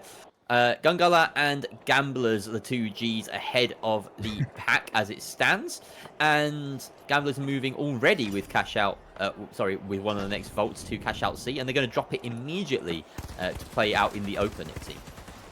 Yep. And it seems like there's some confusion in chat. I do give y'all permission to keep pasting those copy pastas, so keep them coming as we get the combat started. Everybody is here in THX, moving as a good team. Can they bob and weave their way to get this next Cash Out stolen? I didn't even think they want to go for it. It looks like they're deciding to move off of this Cash Out and maybe go for the next one. But no, they've kind of decided to maybe set up there. I'm not sure what they're waiting for exactly. Maybe wanting to see if somebody else is here. They would be the 3rd team on Cash Out C, and that's kind of what you want. Maybe they don't want to make their presence unknown to them, but yeah, YOLO is about to spot them out. Will he see them? I think that they've decided to leave. Nope, there it is. They dive right on top of him, and YOLO had his last day. Unbelievable. They saw him and was just like, yeah, that's a target. He's free. Go get him. Now they are pulling the trigger fully. They are diving straight on in, dropping that dome shield, trying to get that pincer maneuver going and get the rest of Resit while they are weak. Now, Gamblers lurking beneath, of course, are the ones defending this point, just happy to let these two teams take chunks out of each other. It seems Resit have head for the hills. Oh, interestingly, one team when it splits off there, the medium of NTHX, and that is one of the mediums has decided to go off to try and fend them away. This is going to be a 2 versus 3 on the point. NTHX have to play this perfectly to get it right. The Goos really don't appear the way they would want them to. Just completely the wrong direction. But Ploppy is going to stick it. There are some shots coming back. He doesn't hold on to it. Domes come out. They have to really land their shots. Kiriki taken down. Another one taken down. They've done quite well here, it seems. But Resit are lurking. They are cowering over the top there and waiting to protect the point. Ploppy holding E with all its might. He does get the steal and he heads on off. Now the question is, have Resit done enough to try and get this as their own third party? In comes Ploppy right now to try and defend his worth, and he gets it down. He gets it done. He gets the kill. They even get the res. Excellent play from NCHX coming out on top in this three-way brawl. Oh, it's so sad to see from Resit. I love how there was like one little bit of goo, that little popcorn just protecting them, and then Resit went in there and stayed behind the exact same spot. If it wasn't for that Cerberus just lighting it up, it would have been a good steal for them, but Resit just unable to kind of get their footing in this map. Maybe Sis Horizon isn't for them, but Timmy Tim with the minigun does have 5 kills to his name, so maybe it's his team that just needs to support him a little bit more. But we do have 2 minutes left, which does mean that this could be anybody's game. Resit does have a lot to look forward to if they're able to get something moving here, but on the unverse side of it, we do see Gungala with 30k, so they are sitting well, but again, with the last cash outs being 22,000, it could go either way. Yeah, anyone's game right now. Not necessarily Resit's. They are on only 4.5k right now, but a double cash out would propel them to top spot if they manage to get that steal. That is the only scenario in which they could do it right now. First vault is plugged successfully by Gamblers. Doesn't take them up above anyone just yet, but should they secure it, they will be in first place. Lasky recovering his teammate in the meantime, as Gungala do sit atop in terms of confirmed cash. There's only 24 seconds on the overtime timer, so this last vault definitely has the possibility of making its way to a cash out. It looks like it's being sent the way of B, though, so we will get a split cash out. That's bad news for Resit, who will now just have to settle for second place, potentially. Yeah, I would definitely try and get that stacked for them, but it did not work out for that in this opportunity. And there is a nice winch claw pulling that cash out more into the open. They throw a dome shield down. They are going to be able to get the steal, I think, but I take it back. There is a glitch grenade that went off right on top of them. Everybody dives on there. Gungala trying to make sure they can get this. There is Tindy Tim as he goes down. Looks like that barricade didn't really do enough for them, as it looks like Jurgen tries to find another fight. But here it is. Resit is here as well. They need to make something happen. They're down one person. There's the heals going off. They do get a nice little steal. I think that the Gungala are able to get this. They are. They all take a gateway as they get set up to try and find the last 2 people on Resit.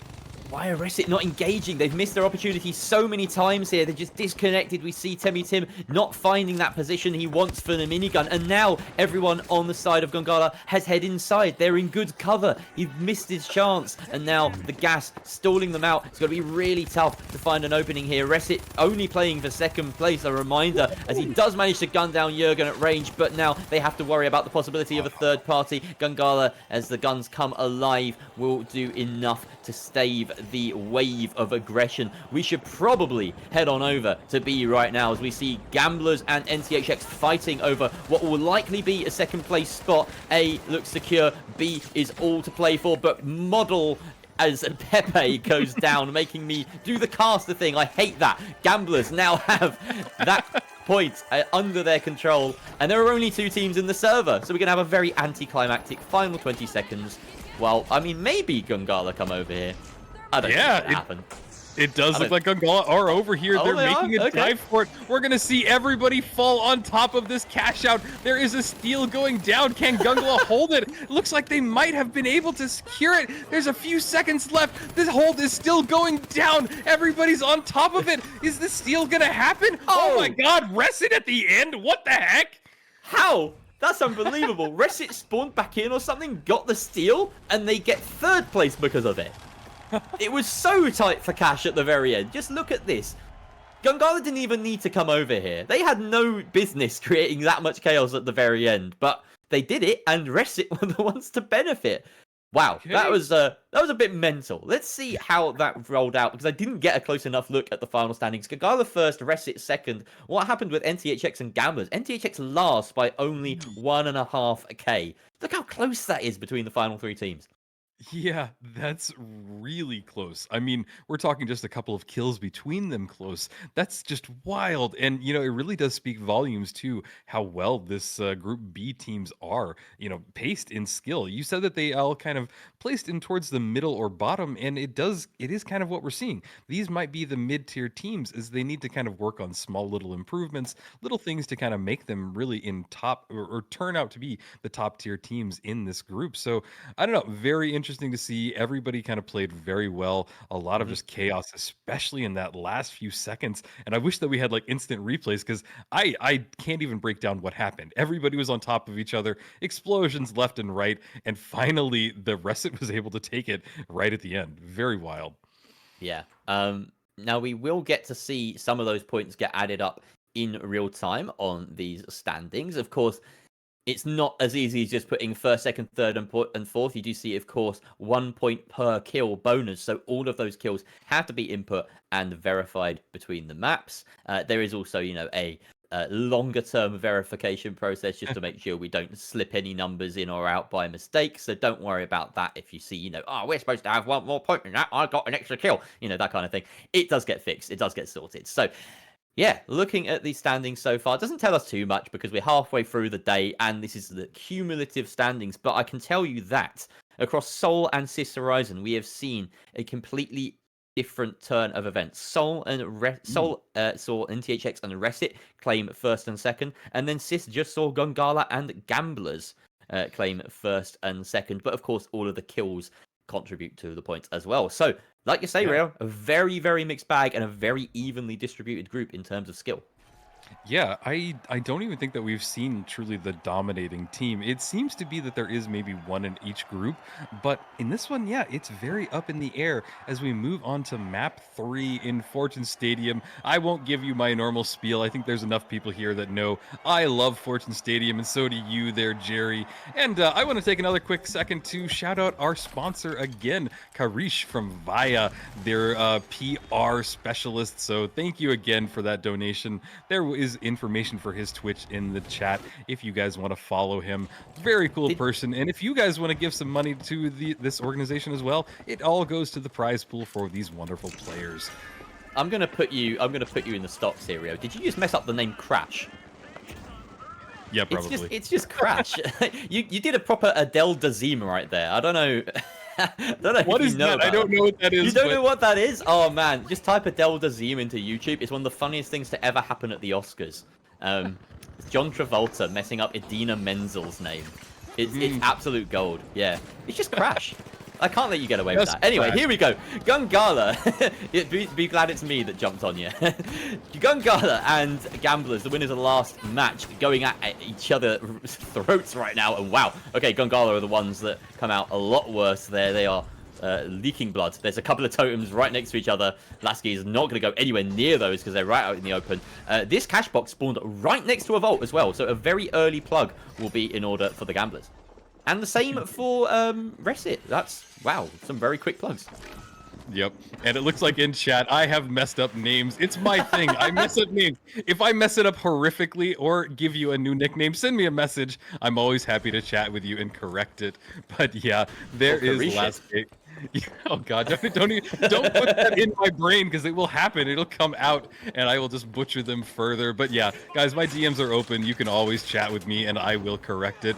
It's what I do. I am dyslexic and it does impact me. Oh, now I feel bad.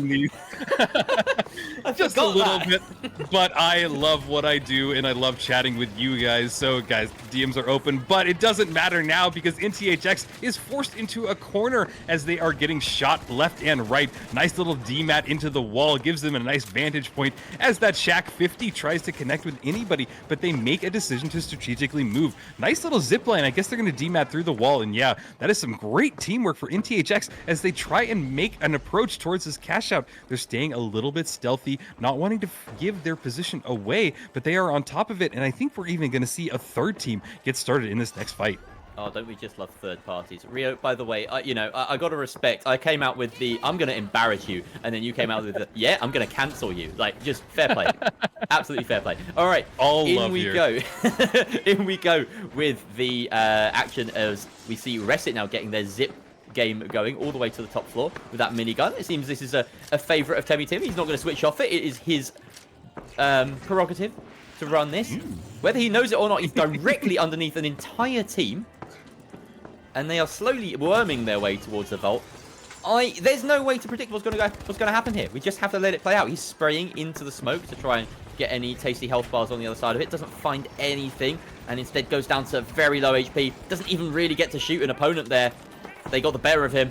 That is Resit doing some nasty work, as it turns out. But look at all the purple health bars around. Easily able to defend their bounty. Gangala barely took a scratch in that. And they find the kills as well. Ooh. Oh, Two look wipes. at that cleanup as well. I love that. I'm not sure if that was the XP or the AR, but that is some great combat Please there. don't tell me the cash out ranking is going to be looking like this for the entire game. Oh no, it got glitched. Oh, no, thank there God. we go. Okay. Thank God.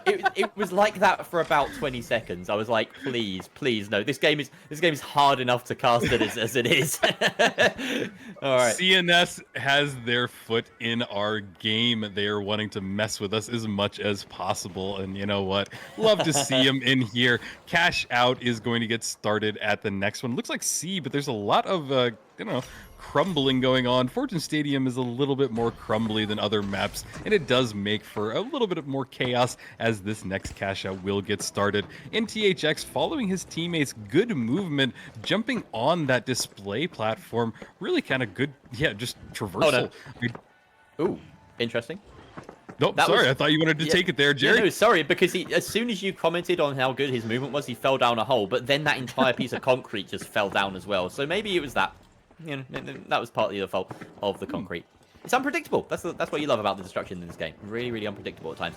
And yeah, that whole team of gamblers just sort of lurking right above the point, waiting for their moment. And NTHX, they've got to make a move at some point soon. Resit ready to third party. Like I said earlier, Rio, this is the soup du jour in EU. We like our third partying, it seems. And just a little bit of a bait and switch there as NTHX do the alley-oop and try and find an opening. They don't quite get it as a great RPG goes off. Oh, no, they are able to mount back up here, and they spy an easy target on the end of the winch. Was that a kill? I don't think it was. He manages to escape and drop the dome. Out goes a red barrel to drop them down, but it's only bought Foley in a moment of respite as he is finally taken down by Noli. Noli spies another target on the end of his barrel there, but he doesn't finish him off, and now the steal is being attempted. The question is whether this third party will work from Resit. Noli does secure yet another kill, doing fantastic work with this shack. The steal has gone down from Resit in the meantime. Happy to benefit from that chaos. Orange escaping. NTHX do keep themselves up and alive in this fight as YOLO 2D is the last alive. They got the steal, but have they lost the battle overall as the steal is now going through for NTHX. Out comes a glitch grenade to prevent that steal. Has it worked? It looks like it's taken down one, but Pepe and his crusade to bring back the model and to force us to stumble over our words is successful in both counts as he gets the steal. Oh my god, and one thing I just want to point out is as we were watching Noli X, he has that amazing movement. He did throw down a barricade to just kind of get another step up there. It was just so seamless. It was great to see, and they used it more than once, and it did help them secure that cash out. Really good play from NTHX. I think that they've really stepped up today, and it is kind of what I would expect to see from them. But there is Pepe as he tries to go and get anybody else in his sightline, but nobody really wants to fight the Pepe man who is on a crusade, as we've mentioned before. There is Resit as they get spotted out. Bounce pad move. He did look like he was going to die there, Jerry, but he saved himself. Good movement indeed. Ooh, good barricade play as well. I pointed that out earlier, and I'm really kind of appreciating how good he is with that barricade. It's not just movement. It's not just blocking. It's just kind of putting that little bit of space in between you as they immediately get on top of Gungala. They fought one out. There is a glitch barrel in hand, and THX is trying to get on top of it. I think that they are able to get on this cash out. Everybody is here diving on top of it. Not sure. Looks like the cash is glitched again. Maybe we can cycle through everybody. Jurgen with the grapple pulling him out. Sadly goes down in that fight. That was probably the most used jump pad. That jump pad was birthed into existence and immediately got 6 uses. He must have felt so special. Oh, gas canister is detonated in front of their players' faces and it causes problems. Oh, the missed winch, even through the shield, doesn't connect. Unfortunate there, as Noli maybe costs his team a little bit of a kill there, but the kill comes through from the medium. Now he's chasing down the last player on the side of Gungala. They lose again. Another player. It's really tight here. This 1 versus 1 has to be won by Noli, but unfortunately, that's not the last player on Gungala. He has to drop it, misses the winch, only 1 HP, surely just a matter of time. Gungala win that fight, and it looks as though they will successfully get the steal. Now, look at these cash outs, Rio. They are in the same building virtually. Yeah, everybody can basically see, and honestly, it looks like the other cash out from Cash Out C has the best vantage point. In THX with that bounce pad, they're ready to dive in. There they go. They dive on top, making some connections happen. There is the Cerberus chasing them down. Oh, he gets Lasky down. Ploppy following it up. Can he find another one? He spots another one in his sights. Honeypack Demon goes down in that. Ploppy very low, jumps into the gas. It does not look good for them. Full, and we move over to now. As I said, they can really see directly over there. Timmy Tim, we see him doing a lot of damage, taking some as well. Hopefully he's getting some great shots off with that minigun. I see it lighting up. Cash Out A just ticking down. One of them tries to go for the steal. Russet really needs to get in there. 2 of their members left, but very low. Goo going off everywhere. There's that minigun. Timmy Tim trying to get a res off, but I think that there's still a lot of fighting happening on this Cash Out. Oh, it's surprising and unfortunate for gamblers in a way, because they've put themselves in a situation where they could third-party this point for free, but there just hasn't been an opening where any team has looked weak enough that they're happy to abandon B. Gungala will run away with the first place at the end of this map. The question is by how much, and gamblers clinging on to B for that second place as it stands. Folin just patrolling.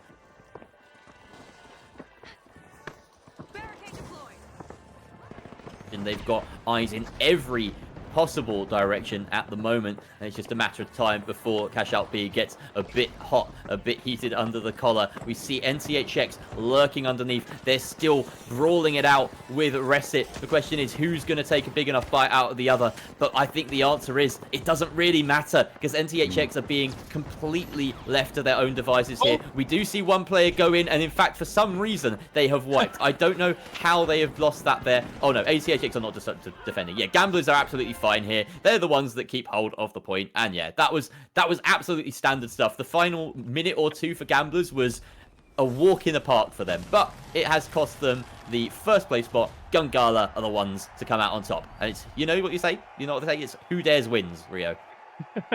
Yep, absolutely there, Jerry. Very exciting match. And those last 2 cash outs were just wild when you could see that they were so close to each other. You had that vantage point from cash out C just all the way over to cash out A. And you know what? It made an absolute chaotic last 2 cash outs as they just ticked down. Looking over the scoreboard, nobody really was a heavy hitter in this map. And we've said it before, but these are really just well-balanced teams. Nobody's had the opportunity to just absolutely delete another team in here, but on that whole conversation, Resit just isn't able to find their footing. They were able to get that last second steal in the last map, but in this one, I just don't know, man. It's just not what I want to see from a team like that. Yeah, and in our last group to start the day in Group A, and as well as all of the groups on Wednesday, we saw, you know, the kills made a lot of difference. You know, there were some teams that didn't necessarily come first every time, but they would be right up the top there, fragging their hearts out, and that would make a big difference on the scoreboard. That's really not that much of an impact here. You know, we're seeing every game really come down to very close knit in terms of the frags. The other thing is, from Soul to Sis Horizon, we saw, you know, in this group today, every team finish a completely different spot. It kind of flipped upside down. Yeah. From Sis Horizon to Fortune Stadium, we had the exact same finish, with Gungala in first, Gamblers second, Resit in third, and NTHX in fourth. So if you're going to be saying, you know, anyone's coming out on top today, at the moment, Gungala with 2 first place finishes, they're the ones that are looking the most impressive. Yeah, and they are definitely impressive. We've seen some good gameplay from them. Not sure exactly what they're doing correctly, but when you're in such a tight map or a tight group like this, it is cool to see somebody kind of pull ahead with 2 wins. Will they be able to take it in production? What's the last map that we're going to? Maybe Dun, not. dun, dun, He is dun. still. Drum roll.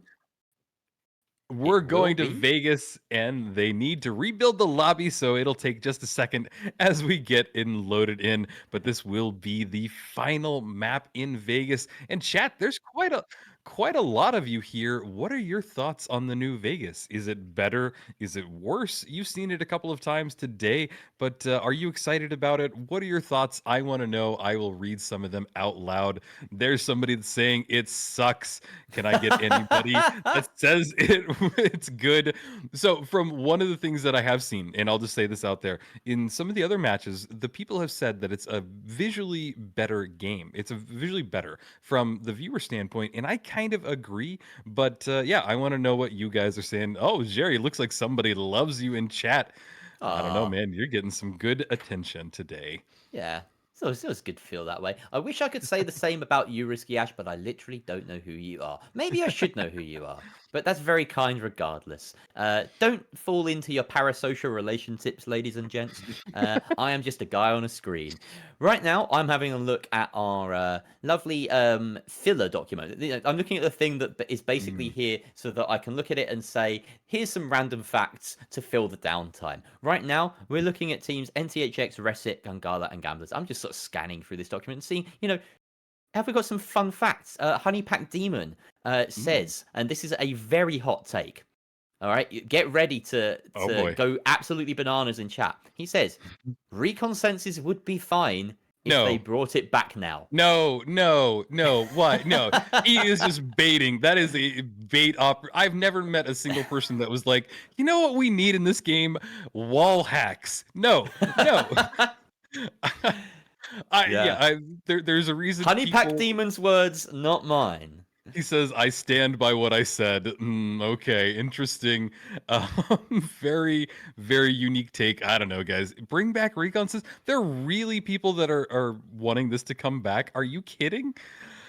All right. Well, Okay, you. that's not. I will say that's not one of the worst. That is one of the worst takes I've found on here. But there are some worse ones. So do stay tuned in because I'm not just going to be spilling all the beans in one go. Mm. I'm going to be trickling these out. There are a bunch of. Oh my god, there's Yeah, there's some and bangers in here. Oh my god. All right. and Well, players, if you guys are watching and you haven't filled out Jerry's questionnaire, do it because it does provide nice little hot takes like that we're able to yap about and bring attention to y'all's name. I do want to whose shout out. favorite gadget is the tracking dart? Spons on Team DIH, Team Diff from from NA. Okay, What we'll a weird one. That's the strangest favorite gadget I've seen so far. wild to see. Tracking dart. I think I've used it maybe twice and maybe hit people like twice. It's cool. It's Yeah. fun. I like, but surely there's like a billion gadgets in this game. How can that be your favorite one? Yeah, absolutely. But I don't know, Jerry. So I've also let me, while we're just kind of waiting for everything to get in, I've been talking to a few people about like why the repeater basically isn't being used. And I have my perspective and I have perspective from other people, but why do you think we're not seeing it? Because we've seen the minigun, we have seen the AR in use, but just not kind of the repeater. What's your opinion? Well, I've tried out the repeater, and it feels like Mhm. the first few games you play with the repeater are always going to be bad because you don't quite understand the gun properly yet. And as soon as I Okay. started thinking of it as a bit like somewhere between a sniper and the Mhm. KS-23, Yeah. that's where I started to find a bit more success. Right? It really Okay. isn't a pike substitute. That's what I'm trying to get across. Like the pike feels almost it's like a semi-automatic AR. The Cerberus really doesn't feel like that. It's much slower, but it is still hard hitting. And Okay. I think it's just one of those trade-off things.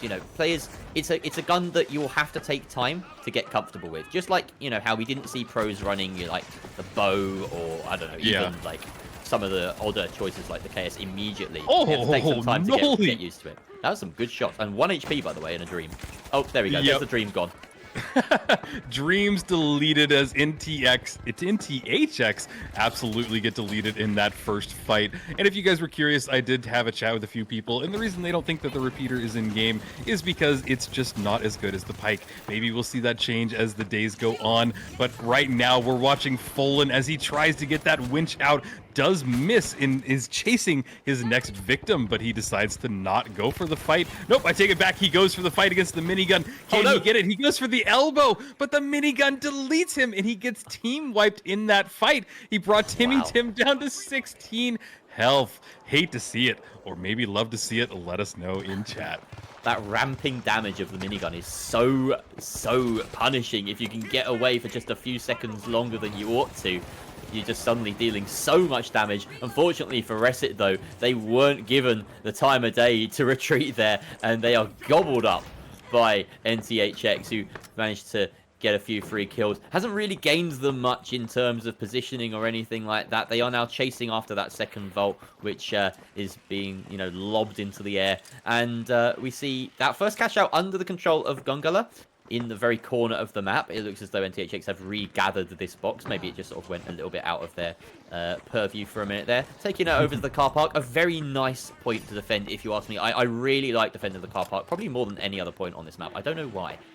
Yeah, it's got that little building that you start off in, and then you can drop it down 2, maybe 3 levels, and it just provides just a lot of that, movement, ability to just play with the cash out. And I really do love cash out manipulation. It's one of the things that is only in the finals. You get to move the point, the objective that you're wanting to do, and really love it. But here's Kariki as he dives on it. Really hasn't gotten any eliminations, and it's not what you want to do. He did try and bait out the steal, and it did bring everybody more towards his area, but he's looking for the next person, unable to spot anybody, and the cash out is just ticking down. He has to make a connection right now. Sadly, it's deleted, doesn't have the support of his team. Moving over to Lasky as he's getting a lot of damage off. He's at 19 health, but he's still taking fights. This is what we love to see. Lasky, one of the best XP players I've ever seen. He's doing a lot of damage. Can't even see them in the gas, but sadly goes down in that fight. But I think that he has bought his team enough time to get this, secure this cash out.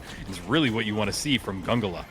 Yeah, fantastic. Gungala just making their plays, and really that fight came down to winning that first frag by being so tight-knit. They were not, they were basically on a little tightrope, stepping on each other's toes there, Rio. And as soon as that medium rounded the corner, they were able to burst him down immediately and then fall back to more favorable positions, play their lives, and stall out the timer. It's exactly what wins you fights, and, just a little bit of kind of misdirection maybe from Gungala, and indecision from their attackers. We saw them splitting up, trying to hunt down Gungala, but it was, they when they found them, it was all 3 of them. So you don't want to do that against a team that deathballs. Okay, real quick, Jerry, we've said it both ways. Is it Gungala or Gungala? I can't remember now. In a single sentence, I've said it 3 different ways. It's supposed to be Gungala, but I keep saying that's Gungala. Okay, so, it will come out from time to time. We apologize, the Gungala team. Send all of your fan mail to Jerry as we move over to Devil's Work, who is now going by DW. Reminds me of, what's that DW from Arthur? Hey! Exactly, yeah. Hey, you can maybe that's his inspiration as we move over to him. He's doing some great damage with that XP in running the thermal vision. But it's not enough to save him from the minigun. That was comedy pure gold in the finals. Love this game. That was more like horror. Depends on your perspective, I suppose. For one person, it's a peekaboo. For another one, it's an I see you. Wow, terrifying. Terrifying, comedic, the finals. It's pure cinema. Somebody in chat is asking when Jerry's OnlyFans is getting started. I don't know. I can't speak to that, but maybe Jerry can. Maybe I already have one. I mean, have you looked? What is today? Today is just so wild. I love it. These people assuming I don't have one. Go on, at least go look before asking me that. All right, now, I don't. Cash out C under control of NTHX, and they're in a really good position right on top of that archway, looking down. They are dominating this. You've put my mind in the gutter, and I can't even say words like dominating now without thinking. Anyway, all right, we are going to a slightly closer view of it as Gamblers are getting nice and close. Of course, I like to call this their home ground, as always. They are supposed to win, in theory, on Las Vegas. Nice win share, and Kiriki does waste no time in getting the steal. But out comes that gateway. Fantastic. Gives them an immediate escape, as the steal is not successful, but it does mean that they take absolutely no damage in baiting in all of their opposition. NTHX are now at least down at ground level, and they can try and re-engage on top of them.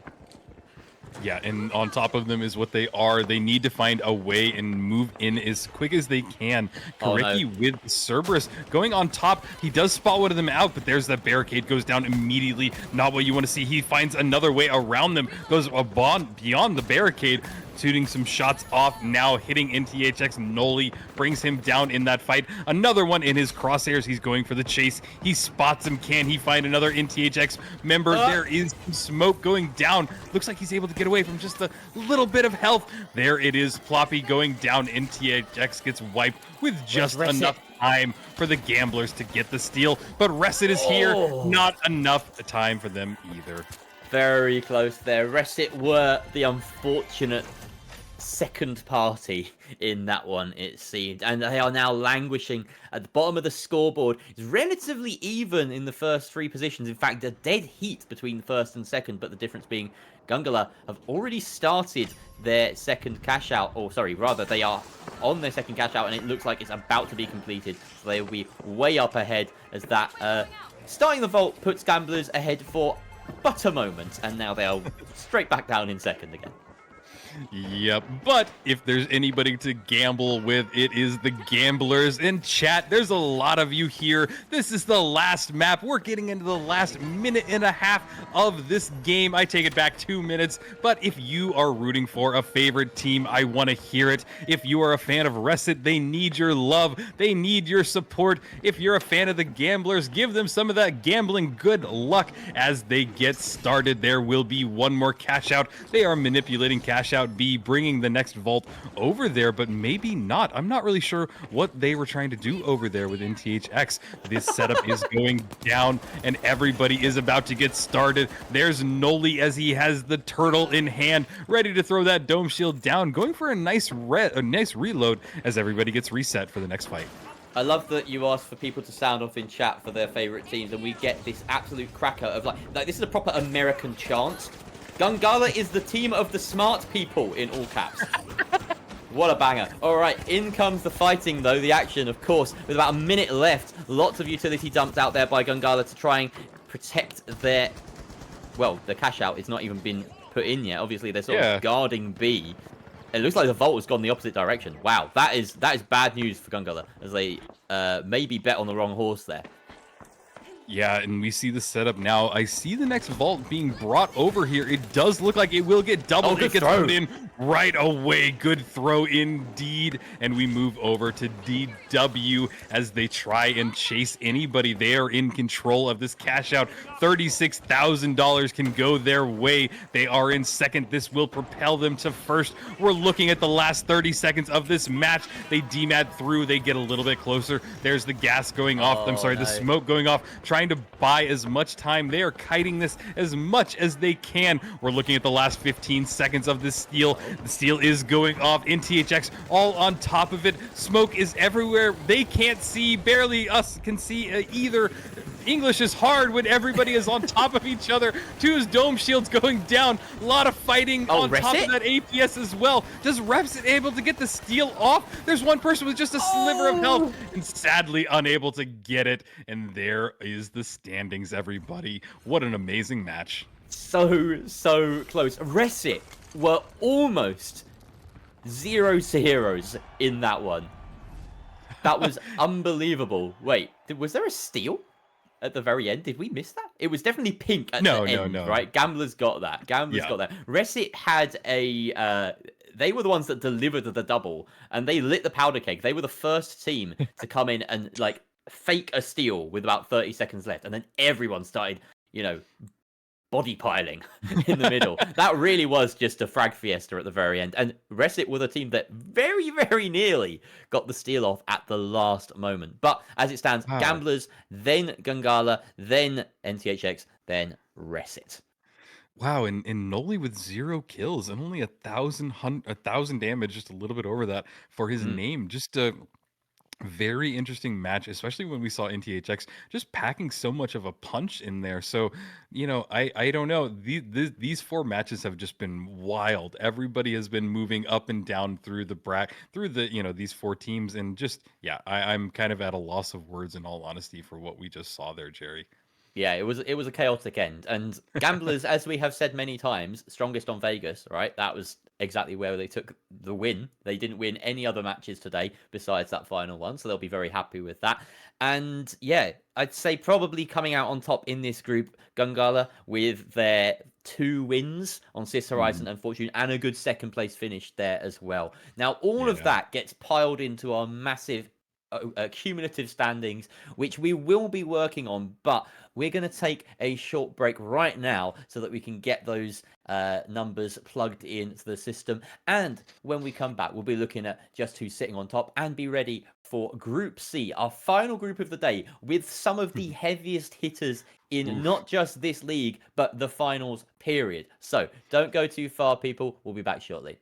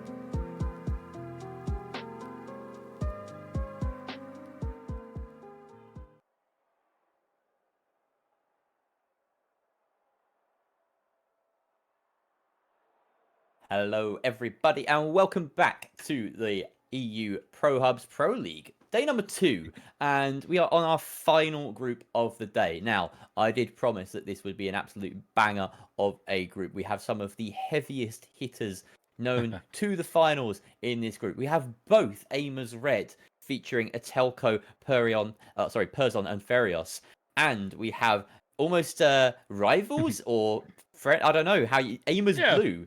All right, Aimers Blue with Wotherfer, Noah X, and God Manetta. And Rio, as you found out, of course, Atelco and Noah X, previously teammates, but still, because I don't think you can undo this, twin brothers.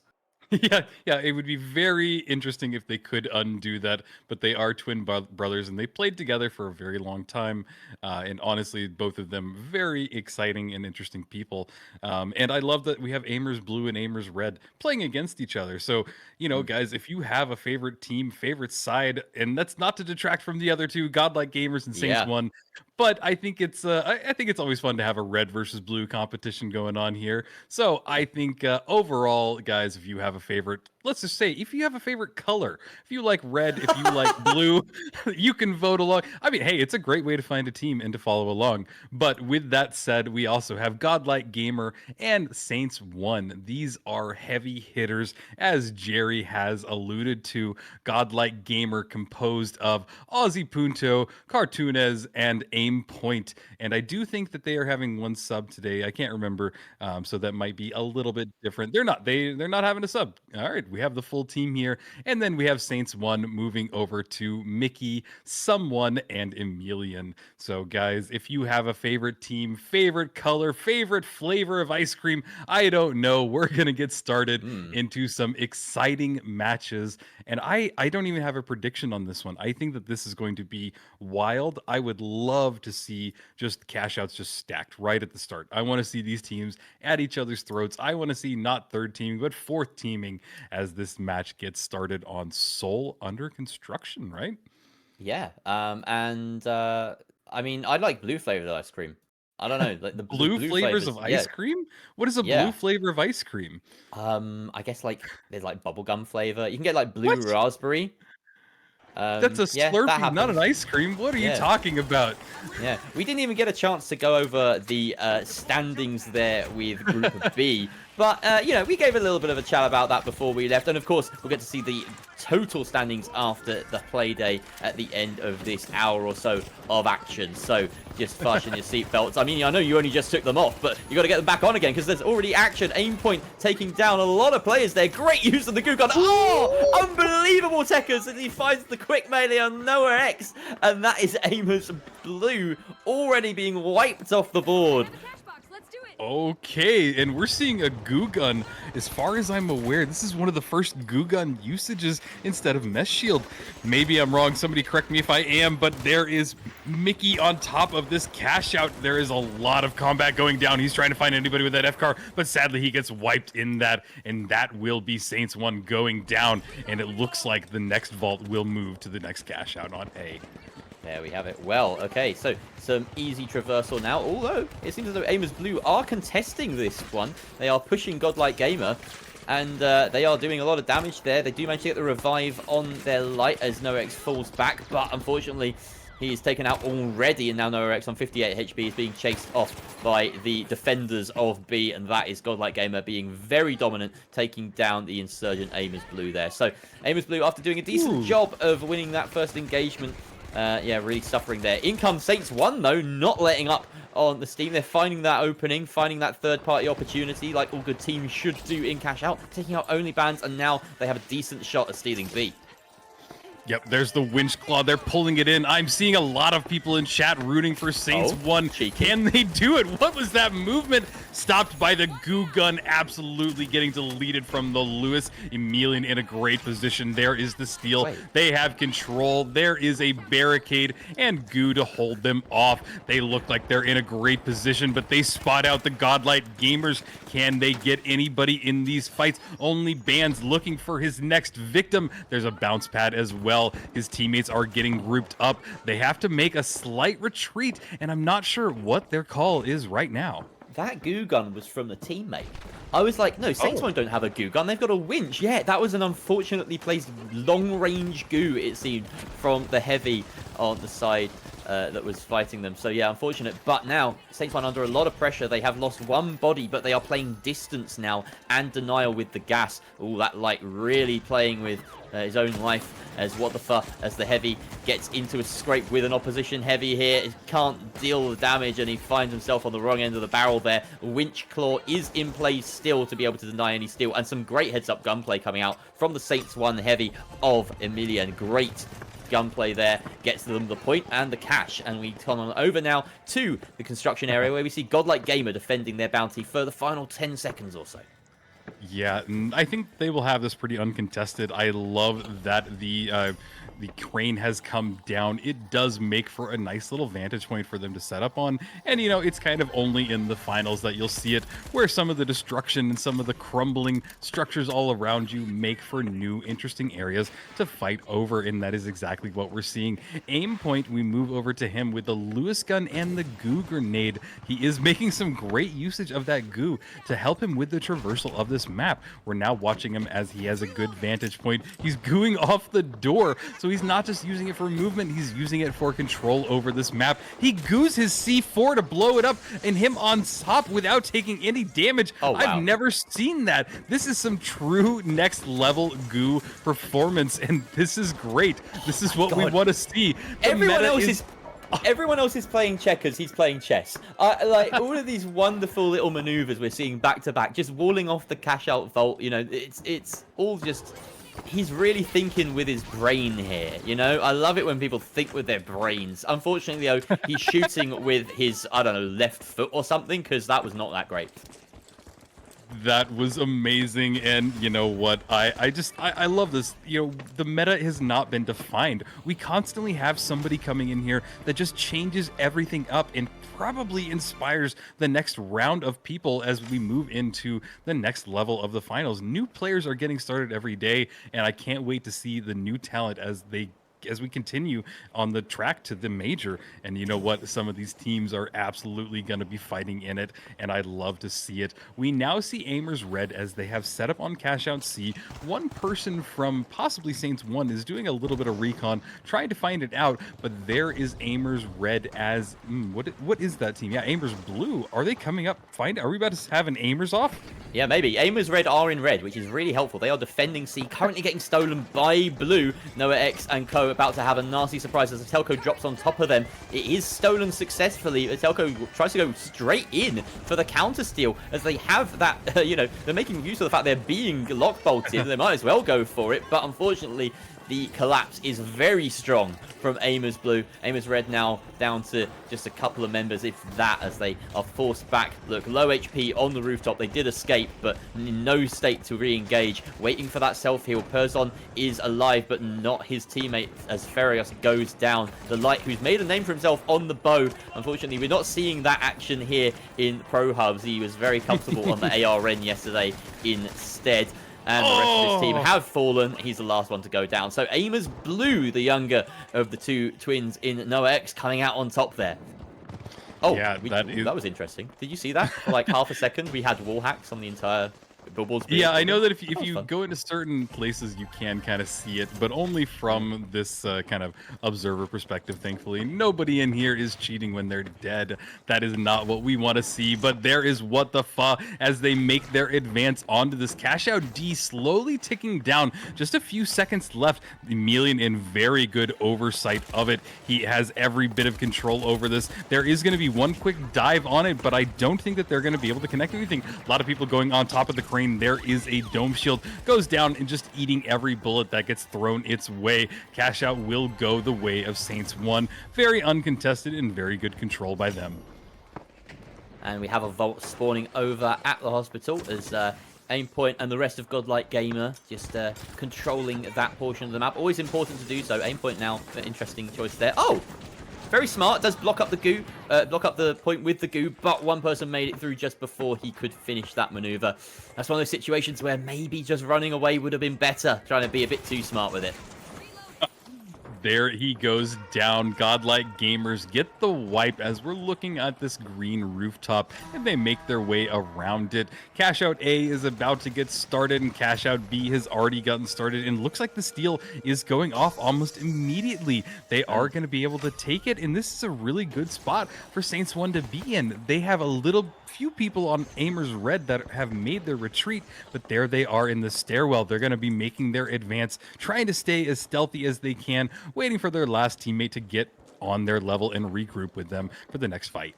Yeah, where is Perzon in this situation? Obviously, he has coined in to try and get nearby, but here he is, just arriving on their right-hand side. We have the DMAT and the jump pad, obviously, in the hands of Atelco, ready to make a maneuver. They hear movement beneath them and decide to execute, start going ice fishing, but unfortunately, those fish are a little bit wily and worming their way out of it. The lockbolt does help to pin them down, though, as they dive through layers of this building. And finally, Emilian caught on the end, hook, line, and sinker. And that is a good kill to start initiating. The gas has been triggered on point very smartly by the light player on the side of Aimers Red, or rather on the side of Saints 1, to try and delay this push as they regroup. But a full HP Aimers Red now finding their opportunity to get that mesh shield going and try and commit to this steal.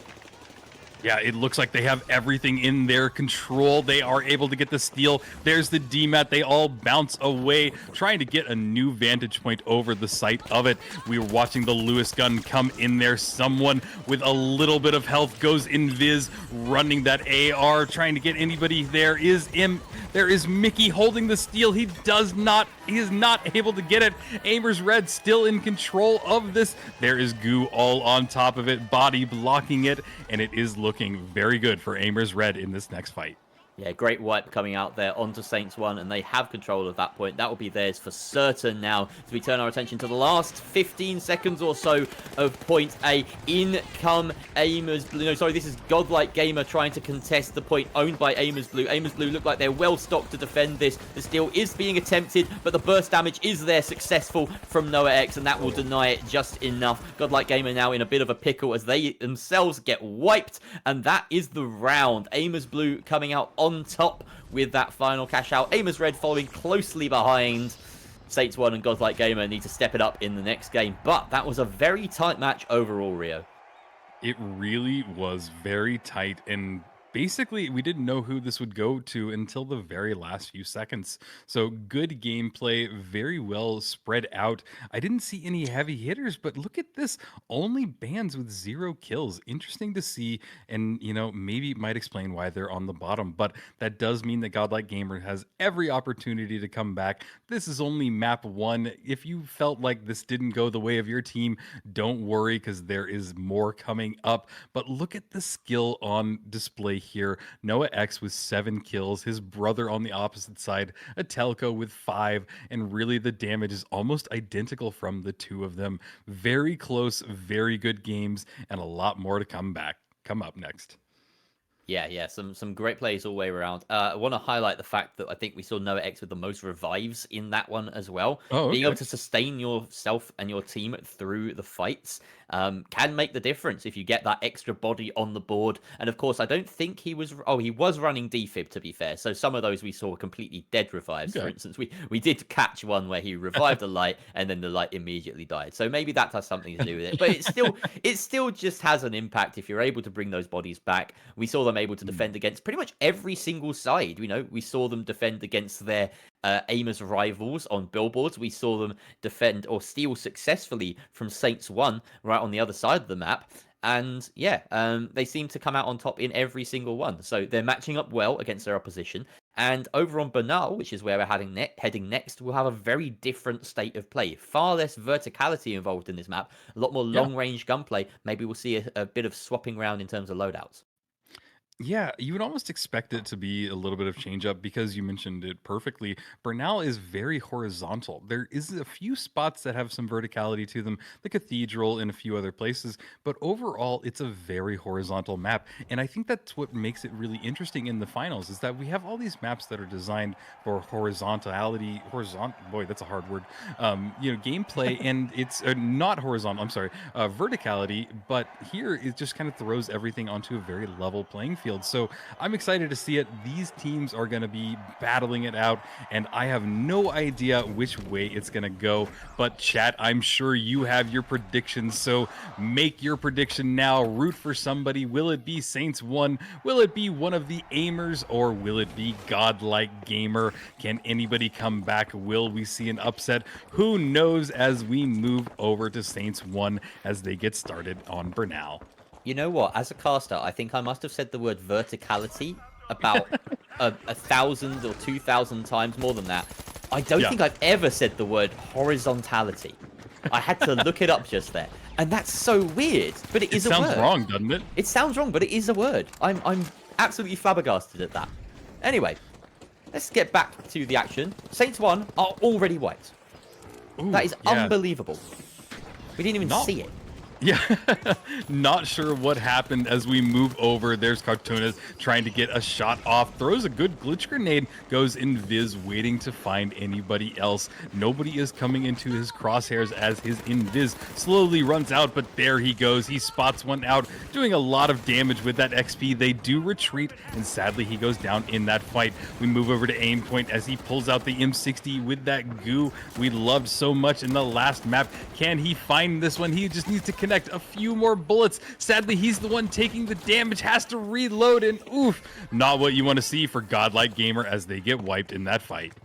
Yeah, rough run for Godlike Gamer, especially off the back of a map where they did finish last, and it was a close one, but they will need to be drawing themselves back up, picking themselves up by the bootstraps. The Telco taken out at range, and that represents a wipe onto Aimers Red, as we will have a successful steal of their point by Saints 1. Very nice, holding a little bit of a grudge for putting them out of that last game quite so decisively. But already, Godlike Gamer now back in the action. We do have Saints 1 able to set up with their barricades, with their gateway prepped, and even a little wall of goo. Little third barricade almost up there. But someone lurking underneath, doing a bit of scouting. Godlike Gamer, they are on their way. Yeah, Godlike Gamer has no cash, no nothing, no kills, nothing to their name just yet. We do still have 7 minutes, so they have every opportunity to come back from here. But the cash out that they're going for is more than halfway done. They need to make something happen. They need to get a kill so that they're able to get this skill, get the cash out, get the steal, whatever they need to do. You see some goo to get another vantage point from him. That is a great play there. I'm really just impressed by the goo that we're seeing. They try and make the approach to the cash out. The steal is going down, dome shield in hand, but immediately gets deleted. Now we see him move over, the M60 just getting inside that Lewis gun's face. Emilian gets deleted, but he is left with 14 HP. Are they able to get the steal? They haven't gotten anything, but that is a kill to their name. They now have 2 kills, but he is down to just 14 HP, and the cash out is ticking down. I don't think that they have enough time to get on it. They might be able to. He goes for the steal. Are they able to hold it and get it? I think they're able to get it. This will be perfect for Godlike Gamers as they're able to get the steal and the kills. Only a goo heavy would have been able to do that. You saw the mobility, the little stairway he built over the top of the point. And he gets it with a moment's notice, and that just goes to show how important mobility is in this game. It really also just goes to show the strength of the goo gun, this much maligned specialization that the heavy can run. It's really having its moment here. You're actually seeing more goo than charge and slam at the moment, which has really fallen out of favor. So, interesting point there. Now, let's hop on over to Perzon, who we are watching on Aimers Red, who's suffering a little bit at the start of this game, haven't found themselves onto the board just yet, or in fact last place. And they're circling around, trying to find a position to take anything, really. They have given up, trying to vie for control of Vault 3. Instead, it looks like they're going straight over to Vault 4. They will meet Godlike Gamer over there, who maybe seem a little bit better set with this height. It's just going to be a bit of a standoff across this gun range here. In fact, Godlike Gamer heading towards 4 as well, with Aimers Blue. So everyone converging on this 4th Vault right now, Rio. Yeah, and there is the goo as well. We saw him trying to make a nice little barricade. APS turret down as well. The M60 just cleaning anybody up that gets in his way. He used the goo to just delete the APS. That is some next level gameplay. I love what I'm seeing. Aim point stuck in a corner. Not sure he's able to do anything. Gets the RPG off, but sadly goes down and gets wiped.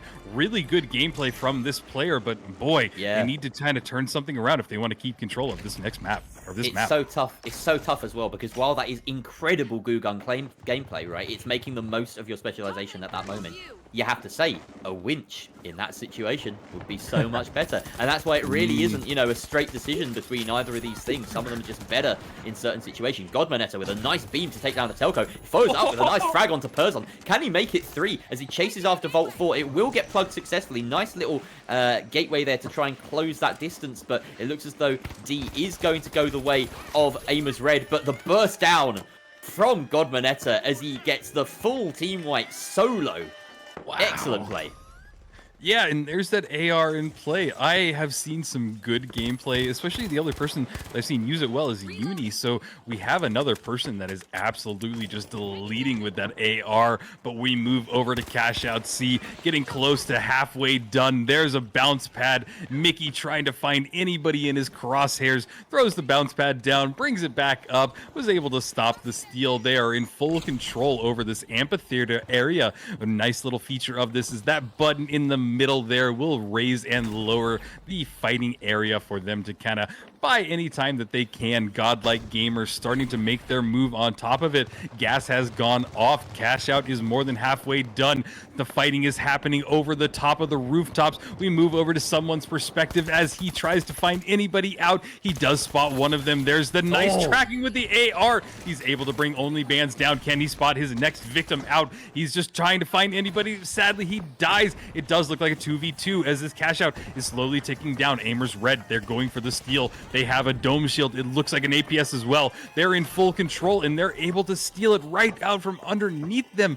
They need to just hold on for about 15 seconds left when it looks really good for them.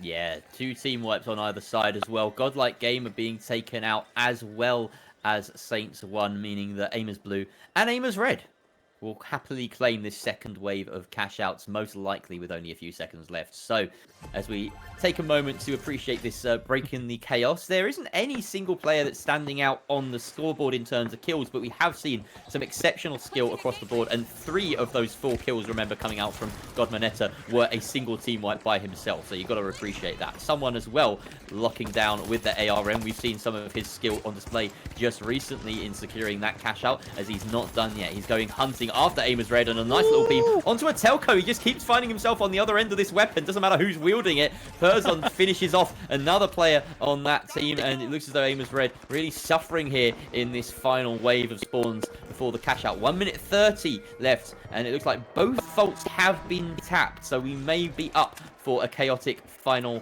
round. In fact, no, sorry, that's...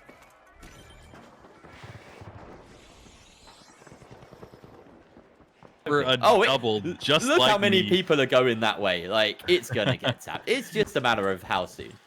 I hope we see a double, because it's what the Saints 1 need if they want to take themselves from last to first. But will we see it? I'm not sure. We're getting down to the last minute of this map, and honestly, it looks like Godlike Gamers are trying to bring this over to B. B is a very open area, kind of to the left of the cathedral. It's in this, I believe, what's the term for it?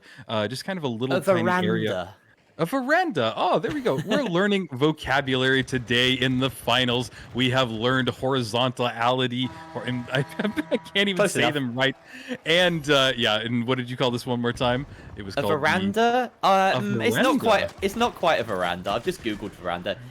Pagoda? I don't know. There's like pagoda. A lot of That's what I wanted. I wanted to say pagoda, but it sounded wrong. But no matter what, the pagoda veranda has been destroyed as we move over to Noah X as he gets a nice steal for his team. He's trying to bob and weave. We move over to aim point with that goo grenade. RPG goes off, gets eaten by the APS. It sounded like he's now cleaning up with the M60. He does have to reload, but his steal is going off. I love him just deleting that APS turret with the goo grenade. 3 shots and it is gone. Bobbing and weaving in and out here. He does find Persona, able to get him down, finds his next victim, getting a lot of pop shots off. Mickey goes down as well. Aim point having to reload for the second time in about 15 seconds. Now switch over to the goo grenade, and we're watching him reset for this next and last fight. Oh, he's caught out, and he was the last one there. That's a wipe onto Godlike Gamer. The point currently in control of Aimers Red is what's being contested. It looks like Aimers Blue are happily sitting on A with no contention at all. Maybe Godlike Gamer get a spawn and go for that in a bit. But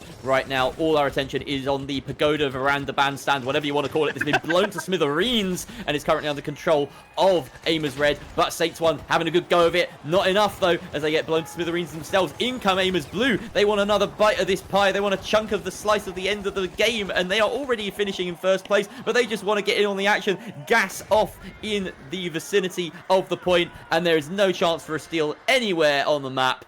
Aimers Blue and Aimers Red once again take the first and second place.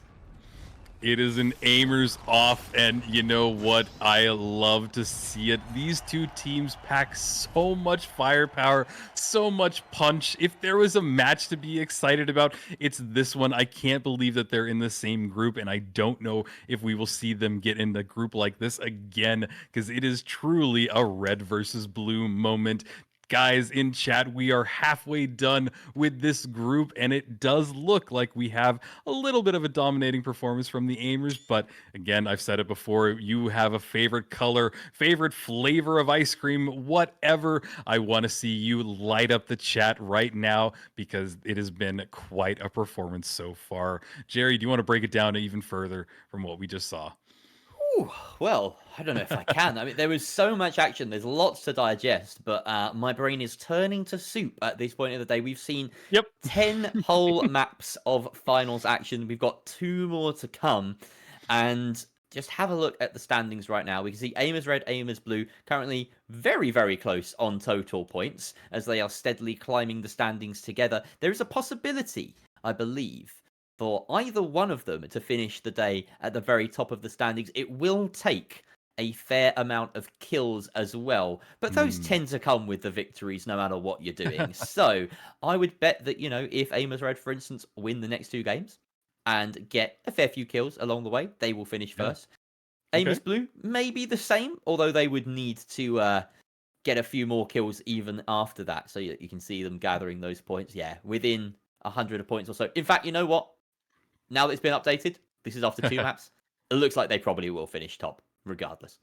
Yeah, and we will see, though. But honestly, looking at the entire spread in the middle section, it is very tight. So everybody could really just move anywhere inside this yellow spot. I'm not sure if anybody can kind of secure their way to first or second, because they are a little bit ahead, but it is so fun to watch. It is so exciting. In production, do we know what the 3rd map will be yet? Drum roll, please. Drum roll. Sis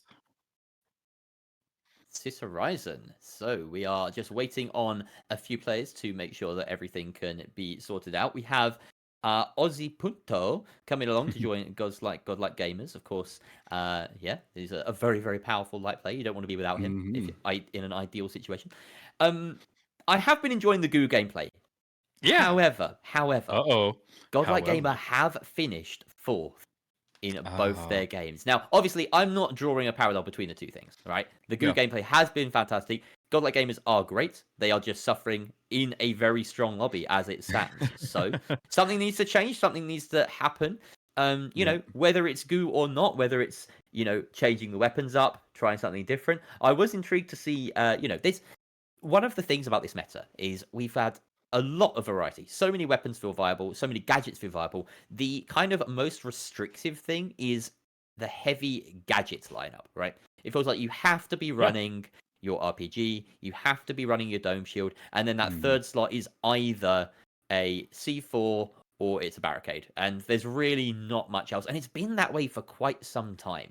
I'd be surprised, though, if we didn't see more goo grenades, more, I don't know, other things just kind of finding out, even, you know, like gas mines, like it's starting to creep its way in, and it's just that those gadgets are so strong. you have to justify it and really pick up the slack around the rest of the team. So maybe, I don't know, maybe on like a Yeah. HMM where you've got a lot of other versatility for bringing the point down, you can go without that C4. But it's just kind of it's one thing that I would like to see mixed up a little bit maybe in the future. Yeah, well, and I think you've hit on something really important there that I think that goo is starting to kind of evolve into the meta. And I really wouldn't be surprised if we see goo grenades being used more than anything. I think it's another thing to say that gas, because we've seen gas being used wholeheartedly in basically controlling and stopping the cash out in nearly every map today, every time. Like it's kind of what they do. They throw those gas barrels on there. So I think you might be right, Jerry. I think you've kind of hit exactly what the meta might evolve to. And it's funny you say that too, because I've actually been playing with the KS-23 when I play the heavy, and I'm actually starting to move over to goo instead of RPG. And my point Yes. being is that, like, there's most situations that I run into, I deal 100 damage to somebody, with a rocket. It's a direct rocket. Not always do I find that situation where I hit 2 or 3 people, but with the KS-23, I'm already dealing 100 damage with each shot. So I am switching over to kind of goo instead of RPG. Chat, And flame me, throw with everything. Yeah. with the KS-23, you have that extra destruction utility that the RPG fulfills as well. So yeah, I see that. That's a pretty good Yeah. shout. Yeah. Good shout out as well, Paul, in chat. Lockbolt is absolutely a really good option, and we've seen it a number of times Yeah. today. So yeah, I completely forgot about that. It is still the newest gadget to be introduced to the heavy, if I'm not mistaken. It feels like a while ago that we got it. It is. Yeah, we got it when we got Bernal in last season. So it's cool to see, because it wasn't used a lot, but we are seeing it used quite heavily now too. And what I love seeing too is that there is heavies that use it to kind of go more for cash out manipulation, or just kind of an all-purpose thing. So we are seeing people kind of put it on a lock bolt on the cash out, and then put it on like a canister, and then walk that cash out somewhere else. And it's the funniest thing to see it, because you see them kind of doing this setup, and then it happens. And I hope we see that again today. But it's one of the wild things. I want to start like a hashtag, like only in the finals, because there have been so many moments today that we've seen that. We saw the crane destruction where people were just kind of going all over it, getting stopped by just little little bits of debris. It's such a unique and dynamic game, and I love that we have such a wild audience today too, because you guys seem to be really getting into it, which means that it's fun to watch from y'all's perspective. So I don't know, man. I think that we have hit such a unique game, such a unique play styles by everybody. Everything feels so fresh, feels so new. And you know what? I talk about it a lot. I love the finals, but the more that we get into it, and the more that these teams and games kind of adapt and change, it just is getting even more exciting. So I don't know. I'm just hyping it up, but I really do love I love the finals. I love what we're watching, Jerry. And we have 2 more matches. Yeah, we need to give you a little bit of a moment there, Rio. I think yeah, you've done. We've all done it. We've all gone off and one about how much we love this game. But yeah, let's take a moment. That was I had a bit of a moment there with my intonation, my cadence that sounded way too much like a certain politician. I'll try to veer away from that. And let's turn our attention back to the players that are in the lobby right now. We've seen unbelievable play, particularly, I would say, from some light players. Ferios, Godmanetta, someone, and we're going to get to witness Ozzy Punto soon. There's been some moments of really, really tight aim, really, really tight gameplay from all of these lights so far. It's exciting. It makes for really good television. And I love that, because we haven't really been treated to that as much over the past year or so of competitive finals existing. And now that we've got this HML meta, we get to see everything that the finals has to offer in terms of gameplay, in terms of speed, in terms of strategy. And I think this is the ideal situation to be in. So I got to shout out the light mains that manage to bring that entertainment to us and bring it into the meta. Because if we don't have good light players like these players, then we just end up with the HMMs. We end up with the HHMs. Like, you don't get the opportunity to see that. There has to be people good enough to operate and, swing for those people at the top. So yeah, really, really want to shout out the light mains in these lobbies. I know they get hate, so they deserve it. Here we go. Crash, just to give a moment to shout him out as well, our sponsor, who's scrolling on the bottom there, our VIA PR Chief Officer. Sorry, that's a bit of a mouthful. You stumbled over his name earlier. I'm stumbling over his title now. It happens to the best of us. Yep, and I know it's a good production when I have several DMs waiting for me for when we finish. So, chat, I've said it before, my DMs are open. If you want to say hi, if you want to say anything to me, positive, negative, it's open, and I love to hear it. But mine are guys, closed. Do not talk to me. There you go. I'll relay anything you want to hear to Jerry. But guys, we are getting into it. Sis Horizon, it is a map favorite by a lot of people, and we are gonna get right into the gameplay. There's that AR that I've been loving so far. Someone with some great tracking, great movement. He spots another one, unable to get the kill. Sad to see, but we did see some two good kills right before it. Yep, and it's enough to get Amos Blue wiped there. Unfortunately for the pink side, we see the fight on the other side as Cartona is chasing down with the sledge. We got another sledge heavy of the day. Woo, woo, woo, woo. We love to see it. It happens every now and then. Now, Sis Horizon, possibly the worst sledge map? Question mark. I'm surprised to see it here of all places. Okay, so now that's an interesting perspective, but I don't think so, because there is a lot of buildings that you can go in and out of. You don't have to be stuck in these open streets. That is kind of a death sentence for heavy players, but I have seen a lot of players adapt around it, so I don't think it's as much of a death sentence. Oh my god, yeah, everybody is just moving everything up. This is such a wild gameplay today, but there is the V9S. Is it V9S? What is it? Yeah, it's a V9S. The S's look like 5s in this game. It does, it really does. Unfortunately, Cartonis, our sledge-heavy resident in Sis Horizon for now, has been taken out as well. And Aimpoint, going the slightly more stock standard loadout of the F-Car, is alone and left to deal with it by himself. On the other side of the map, though, we're going to look at Saints 1, and this is Mickey defending his bounty. Someone is doing a little bit of recon with the heavy at distance as well. Emilian working as a bit of an extended layer of defense, and Mickey playing as the backline here. Seems to be working for them. They fended off the aggressors. In fact, they've gotten the wipe on the orange team of Godlike Gamer there. Amos Red have also gone down, as we see What the Fuck, God Bonetta, and Noah X in the pink team having very comfortable control on the other side of the map too.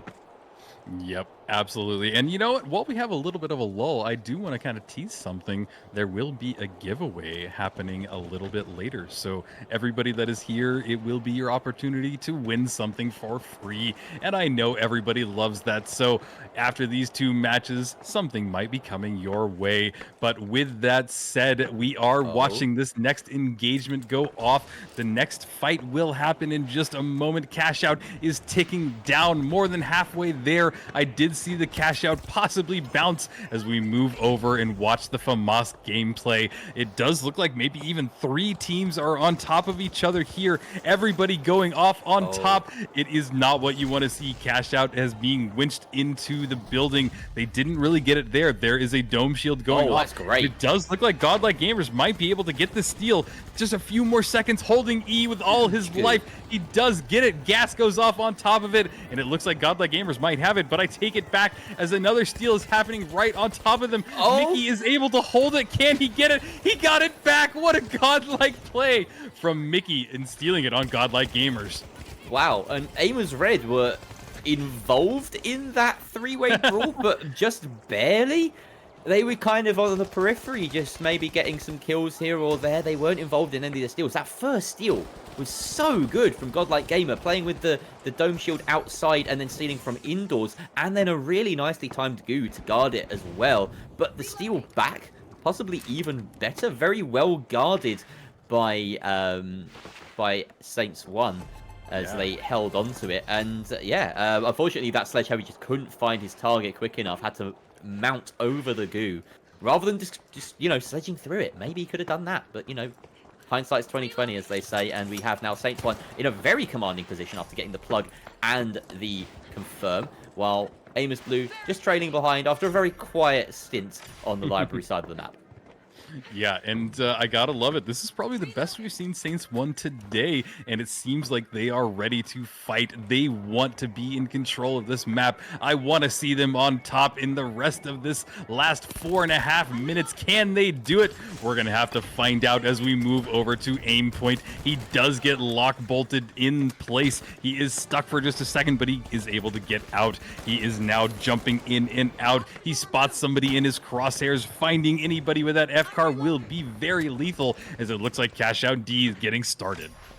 Yeah, Cash Out D in the control right now of Godlike Gamer, and they are catching people running towards it as well. Aimpoint doing what he does best, supposedly, with the aim, finding people on the other end of it, but he does get taken out, unfortunately. Cartonis now the last alive as a Sledge Heavy trying to do his darndest. Interesting that we have that role swap between those two as we see the almost a wipe coming through. I was going to say, yep, now that should be it as they detect the final lights, and he is down for the count. Ozipunto couldn't rescue them from that, and the steal will be successful. But I was just mentioning, there was a bit of a role swap there as Aimpoint and Cartonis swapping between the heavy and the medium, just to enable the heavy sledge play. It would seem that Cartonis is the one that wants to play on heavy sledge.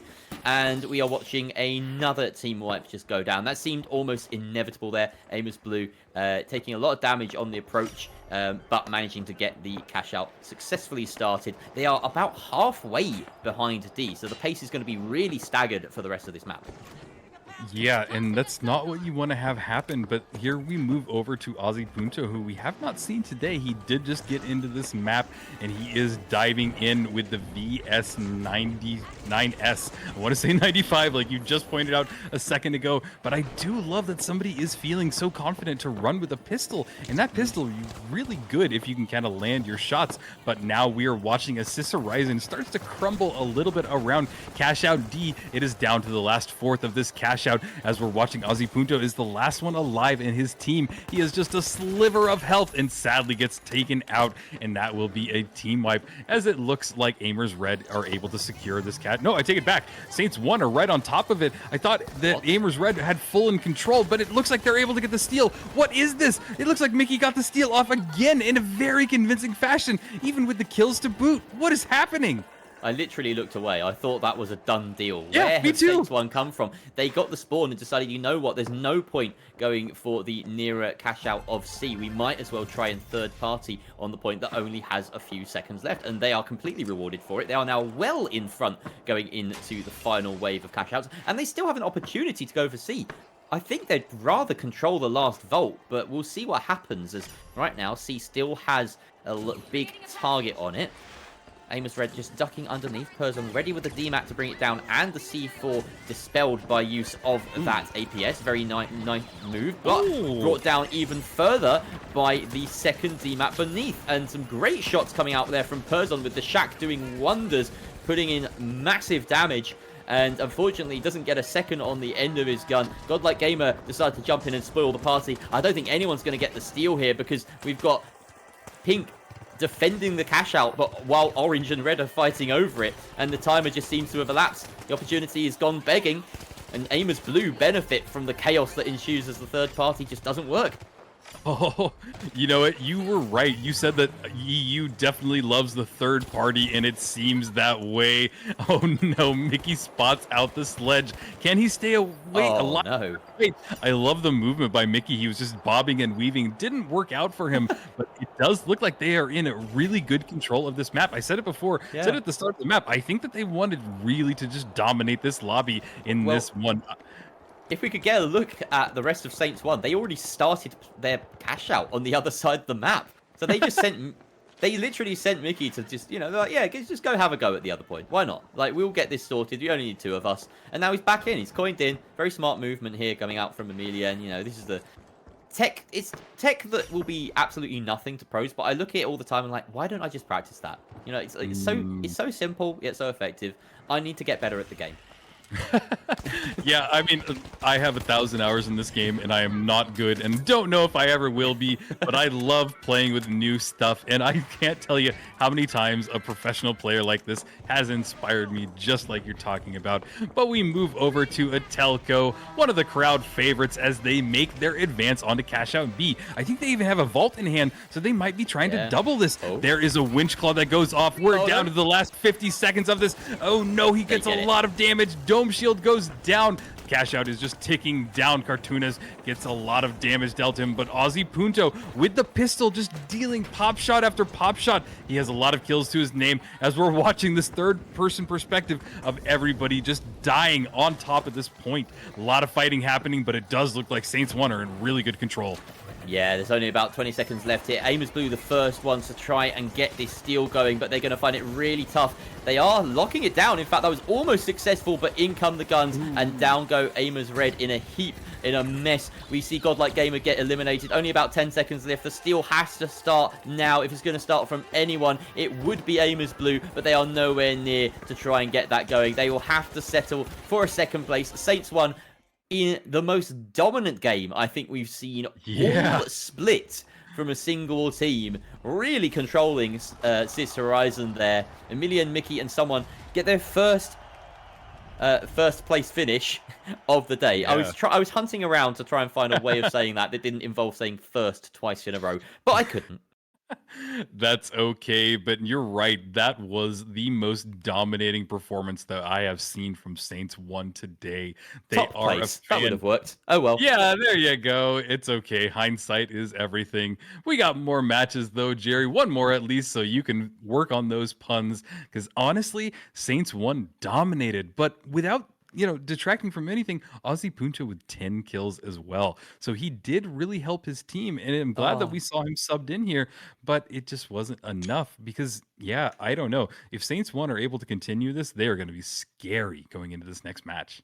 Literally, Saints 1 was right in front of me there. Desolace, thank you for pointing that out. Now I feel bad. Like, puns are my deal, and that was... they may never win again. Like, that would be absolutely typical. If that is the only game they ever win, and we've missed the opportunity to call it like that. Oh well, we'll note that one down. It's in the pocket. It's in the back pocket for later.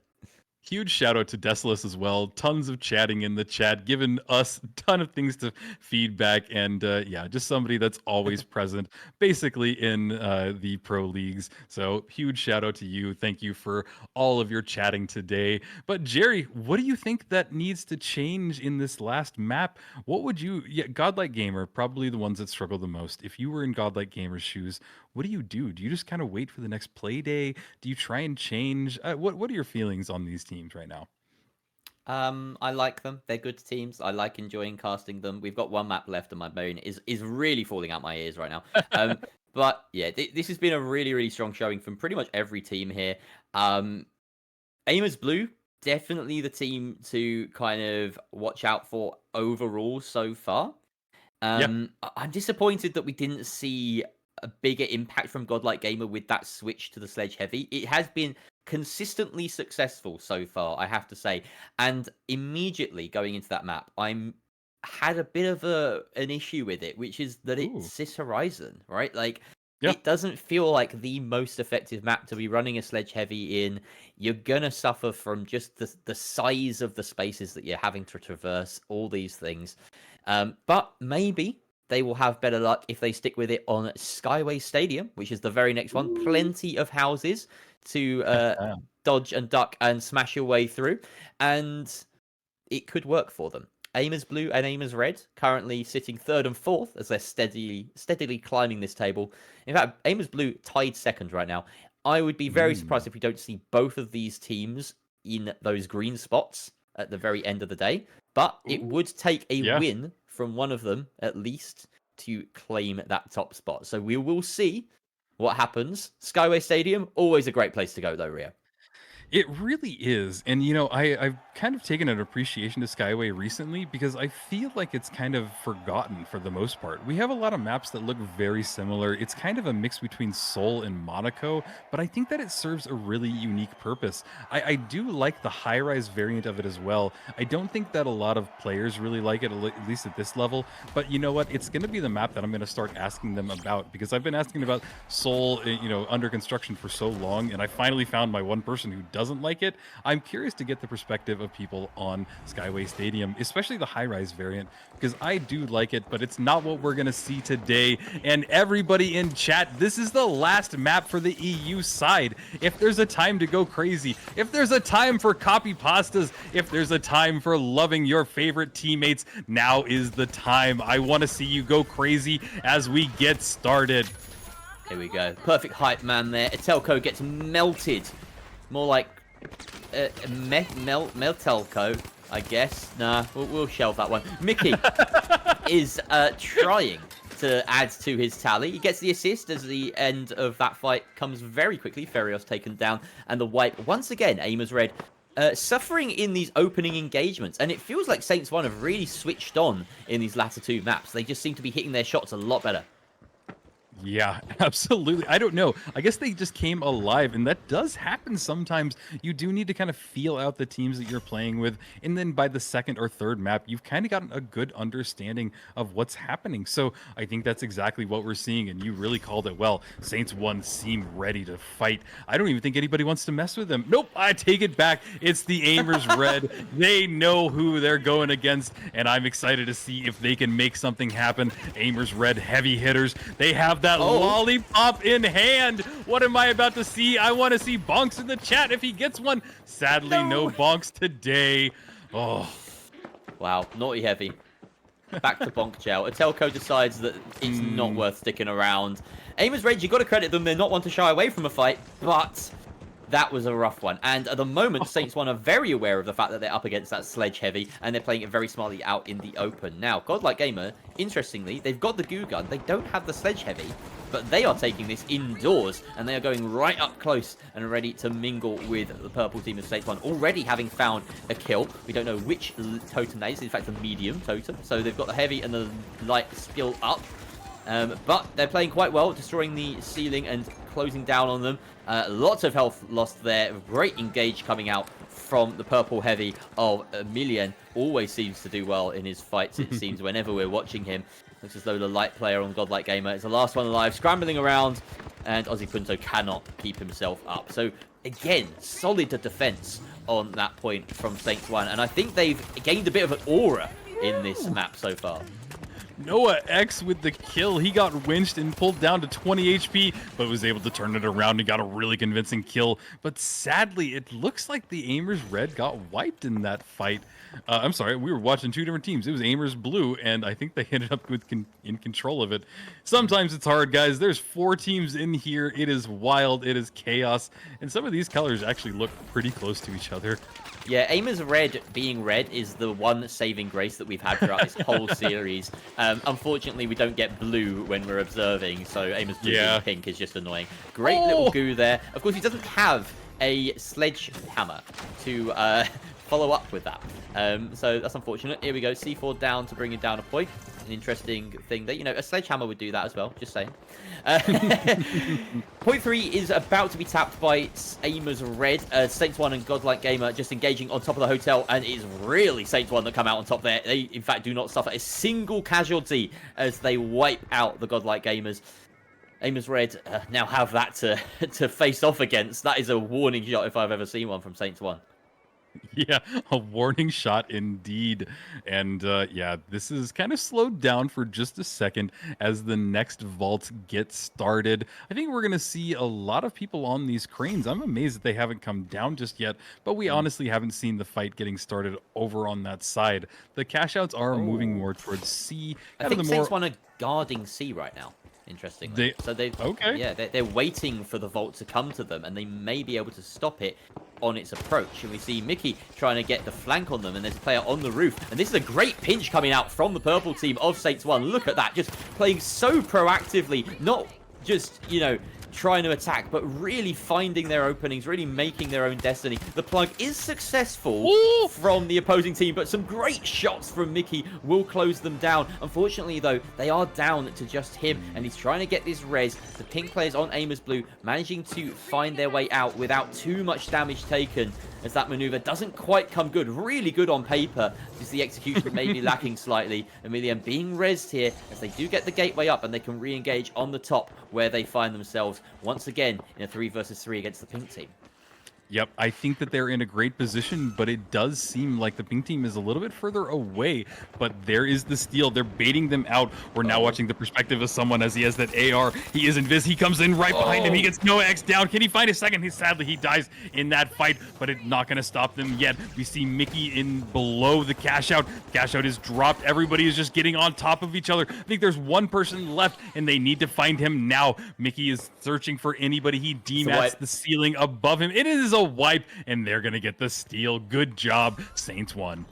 Unbelievable. Aimers red in control of D as well as it stands. That one is going to be confirmed much sooner, but we'll stay here on C for the time being because there is another fight incoming. Godlike Gamer want a piece of C. They've sent in the sonar grenade. We really haven't seen much of that. The V9S doing a bit of damage, but Ozzy Punto taking just as much in return. Up close and personal. It's a shotgun if you want it to be, but the Lewis gun is just as much as well. And there's the Goo Gun player taking a lot of damage here. That is Cartonis being met with quite a bit of damage. Once again, Saints 1 defending their bounty very nicely after that steal. Aimers Blue coming in now to try and reclaim what's theirs after a third party. And here we go, Rio. Will they manage to get back what was theirs? I don't know. There's just a few seconds left. The dive is going to happen. A nice winch claw pulled him out of position. Gas has gone off on the point. They have to do something, but running into that gas is going to be so challenging. And Saints 1 have put up an amazing defense. And I said it before, it seems like they have come alive in these last two maps. And it's truly what you love to see. It does seem like a lot of you in chat are rooting for them. And I think you're getting the show that you guys deserve. God, Bonetta last alive on his team at the moment as we swivel on around the map. Just see what everyone's doing for a little bit. This is, of course, Aimers Red claiming control of a vault. Did that spawn right next to the cash out? Yeah, it did. That never happens. I haven't seen that since season 1. I was like, oh yeah, and now they will begin the lengthy and arduous journey of... Oh no, never mind. It's in the elevator. Wow, okay. Well, they take it out of the elevator, so that should be a nice, solid defense for them to get set up. With Aimpoint taking the brunt of a glitch grenade, it's going to make him really suffer. You don't want that as a heavy. You really rely on your gadgets. But the shack is more than enough for him to lean on, it turns out. The goo gun back off that glitch is now able to hold up his retreat very, very nicely. And it looks like he'll be able to hold out for quite some time. He is going to hold on to the totem and get the revive, so he's not out of the woods just yet. But Saints 1 having been wiped is good news for anyone that's on an objective right now. So B, that is currently owned by Aimers, as you know we saw earlier. They haven't really had to fight at all on their objective yet. They've just got that timer half elapsed for free, but in come Godlike Gamer. Yep, here they come. Cash out halfway done. A has just getting started. I think let's go over to B and watch it because that'll be the exciting one. Cash out halfway done. We move over to Persona. He's got Shelly in hand, ready to drop it. They know that cash out will fall. He's also got the lollipop. Can he make something happen? Aimers Red need to get this steal. Ooh, there it is. Ozzy Punto just gets bonked. Type bonk in the chat because we finally saw one. There's the lollipop. Can he make another connection? They're in a really good spot. Cash out just about a fourth left. RPG in hand. He's looking for anybody. Goes for a swing. Takes about a fourth of his damage and is unable to get a connection. There is gas, and we've said it before that gas is so powerful these days. Barricade as well. And Persona is in a great spot. There's even a bounce pad right next to that cash out. I don't even think anybody's going to try it. Nah, I'm still reeling from the DMAT into the haymaker. That was a clip and a half. We'll turn our attention to A, where at the moment Saints 1 are taking a bit of a beating, but someone is picking up the slack as he takes out What the Fuck, and that is the wipe onto Aimers Blue. Very successful. Only about well, 40 seconds or so to defend on that point, and it seems as though our attention is going to be completely locked onto Villa for the final point of the day, Rio. Everyone wants a bite of this. If Saints 1 hold on to it, they will finish in first, and convincingly so, but we could see a big switch in the standings if anything happens. With this 30 seconds left, in come Godlike Gamer. The winch play is in force as the gas is out. The domes come down from Amelia, and Saints 1 already expending quite a lot of utility. They may have to rely on the good grace of their teammates. There is a gateway ready and up above the point to contest it if they need to. Shots coming out in every direction. The steal is going through from What the Fuck, and the rest of the teams on aim as blue. They managed to deny it though, costing them a bit of their health. The gas will secure it, and a great bit of defensive work from Saints 1 at the death will secure them the first place finish at the top. And Saints 1, ladies and gents, they did. Oh my God. Saints 1 have come alive. They have given us a show. I love it. Someone, Mickey Emilian, just what a great performance. And let's take a second, just look at that scoreboard. Mickey just doesn't have a lot of wins to his name. I actually have more wins on my scorecard than him. So that is what you love to see from somebody who has 15 kills, followed by Emilian with 13, and someone with 8 kills and 13 assists. They were playing as a team. This is a team game, and they just teamed up on the lobby. Wow. Wow. Yeah, that is dominance. That is one team making their mark on the lobby right there. And they weren't as far ahead cash-wise as we've seen today, you know, like they were on Sis Horizon, but goodness me, yeah. Like there's the stats across the board, 15 and 4 as well. Let's make a point of that. Mickey got a KD of more than 3. That is insane. In any FPS, that is something to be proud of. Oh my God, guys, that was an amazing performance from everybody. Everybody just was on their top performance. I'm at a loss of words. I'm so happy. It was such a fun matches. All of them, I think that Group C had probably the most fun ones. Group B was the silliest, and Group A really had just a good start. They were well rounded, and I loved how competitive it was. But I don't know. I think that EU gave us quite a performance, and if that was anything, I know that you guys watching, this isn't it. NA will be coming up as well, and NA will be cast by I believe it's Waltz and Hyperactive. So that is another fun group to watch. But Jerry, what are your thoughts on just what we saw today? Well, I can give you my thoughts, but before anyone thinks about switching channel, stay here. We have a giveaway coming up soon. So, Rio, Right now, I want to let you run this giveaway because I got the joy of running it with Ardy on Wednesday, and I think I should let you do the honors here. Your first time on EU for Pro Huds, so take it away.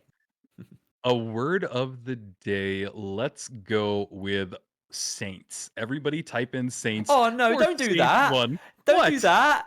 That's Don't do mean. that? That's mean. Like, what if you've got like Godlike Gamer fans or Aimers fans in chat? They have to type Saints to. Okay, all right. I won't be mean. I'll type. Everybody type the finals. Just the that's finals. okay. One word. That's so much easier, and you will be entered. What is the giveaway? Sorry, everybody that typed Saints. Now I'm like, that's too vanilla.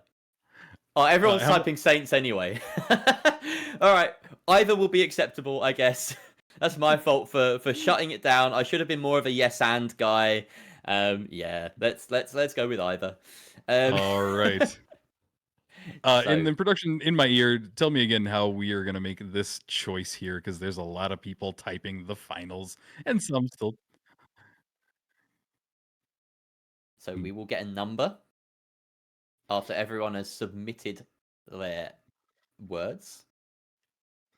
When we get that number kind of assigned randomly to you chatters, then that random number shall be the winner. So it's a bit like a raffle. We did it earlier in the week where we just picked someone randomly, but this is to make sure no one says it's rigged, all right? Okay? There's no rigging going on here. We've got these multi-bucks, and we're not going to just give them away to our friends. That's not how this works. All right. And these multi-bucks do come from Embark themselves. So Embark, thank you for doing it. And we're going to choose a number here. And do I choose the number or do we? Yeah, go on, Rio. Anywhere between 1 and 168. Let's do Okay. 1, 2, 3. Ah, Mhm. okay. We are running those numbers right now. Alvzoran? Was that the winner? Okay. Alvzoran. Congratulations, Alvzoran. You have won 500 multi-bucks. Do not spend them all at once. Be a good little boy. And yeah, that's going to be great, isn't it? Yeah. 1, 2, 3, the magic number.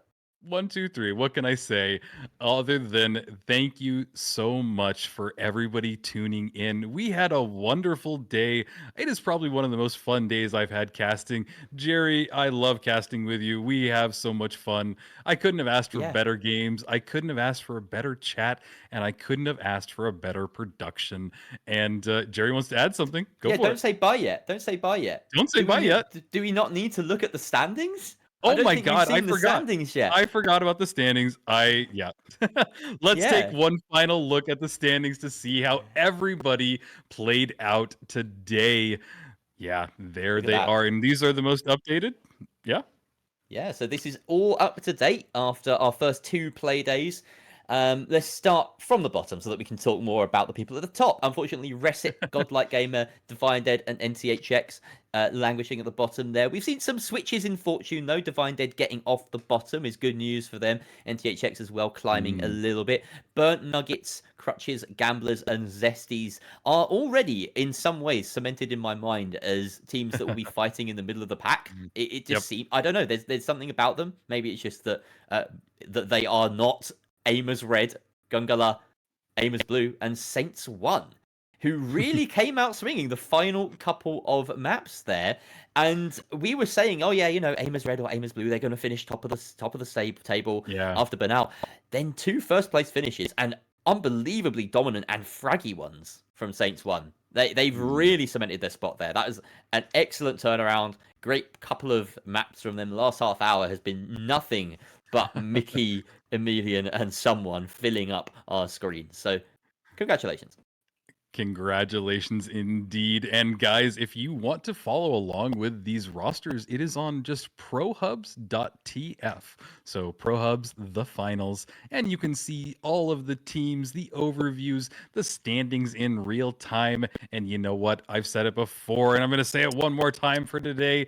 That is not it. We will get to the NA side as well. So that website will be very handy as we move over. And production, when does the NA side start? How many hours?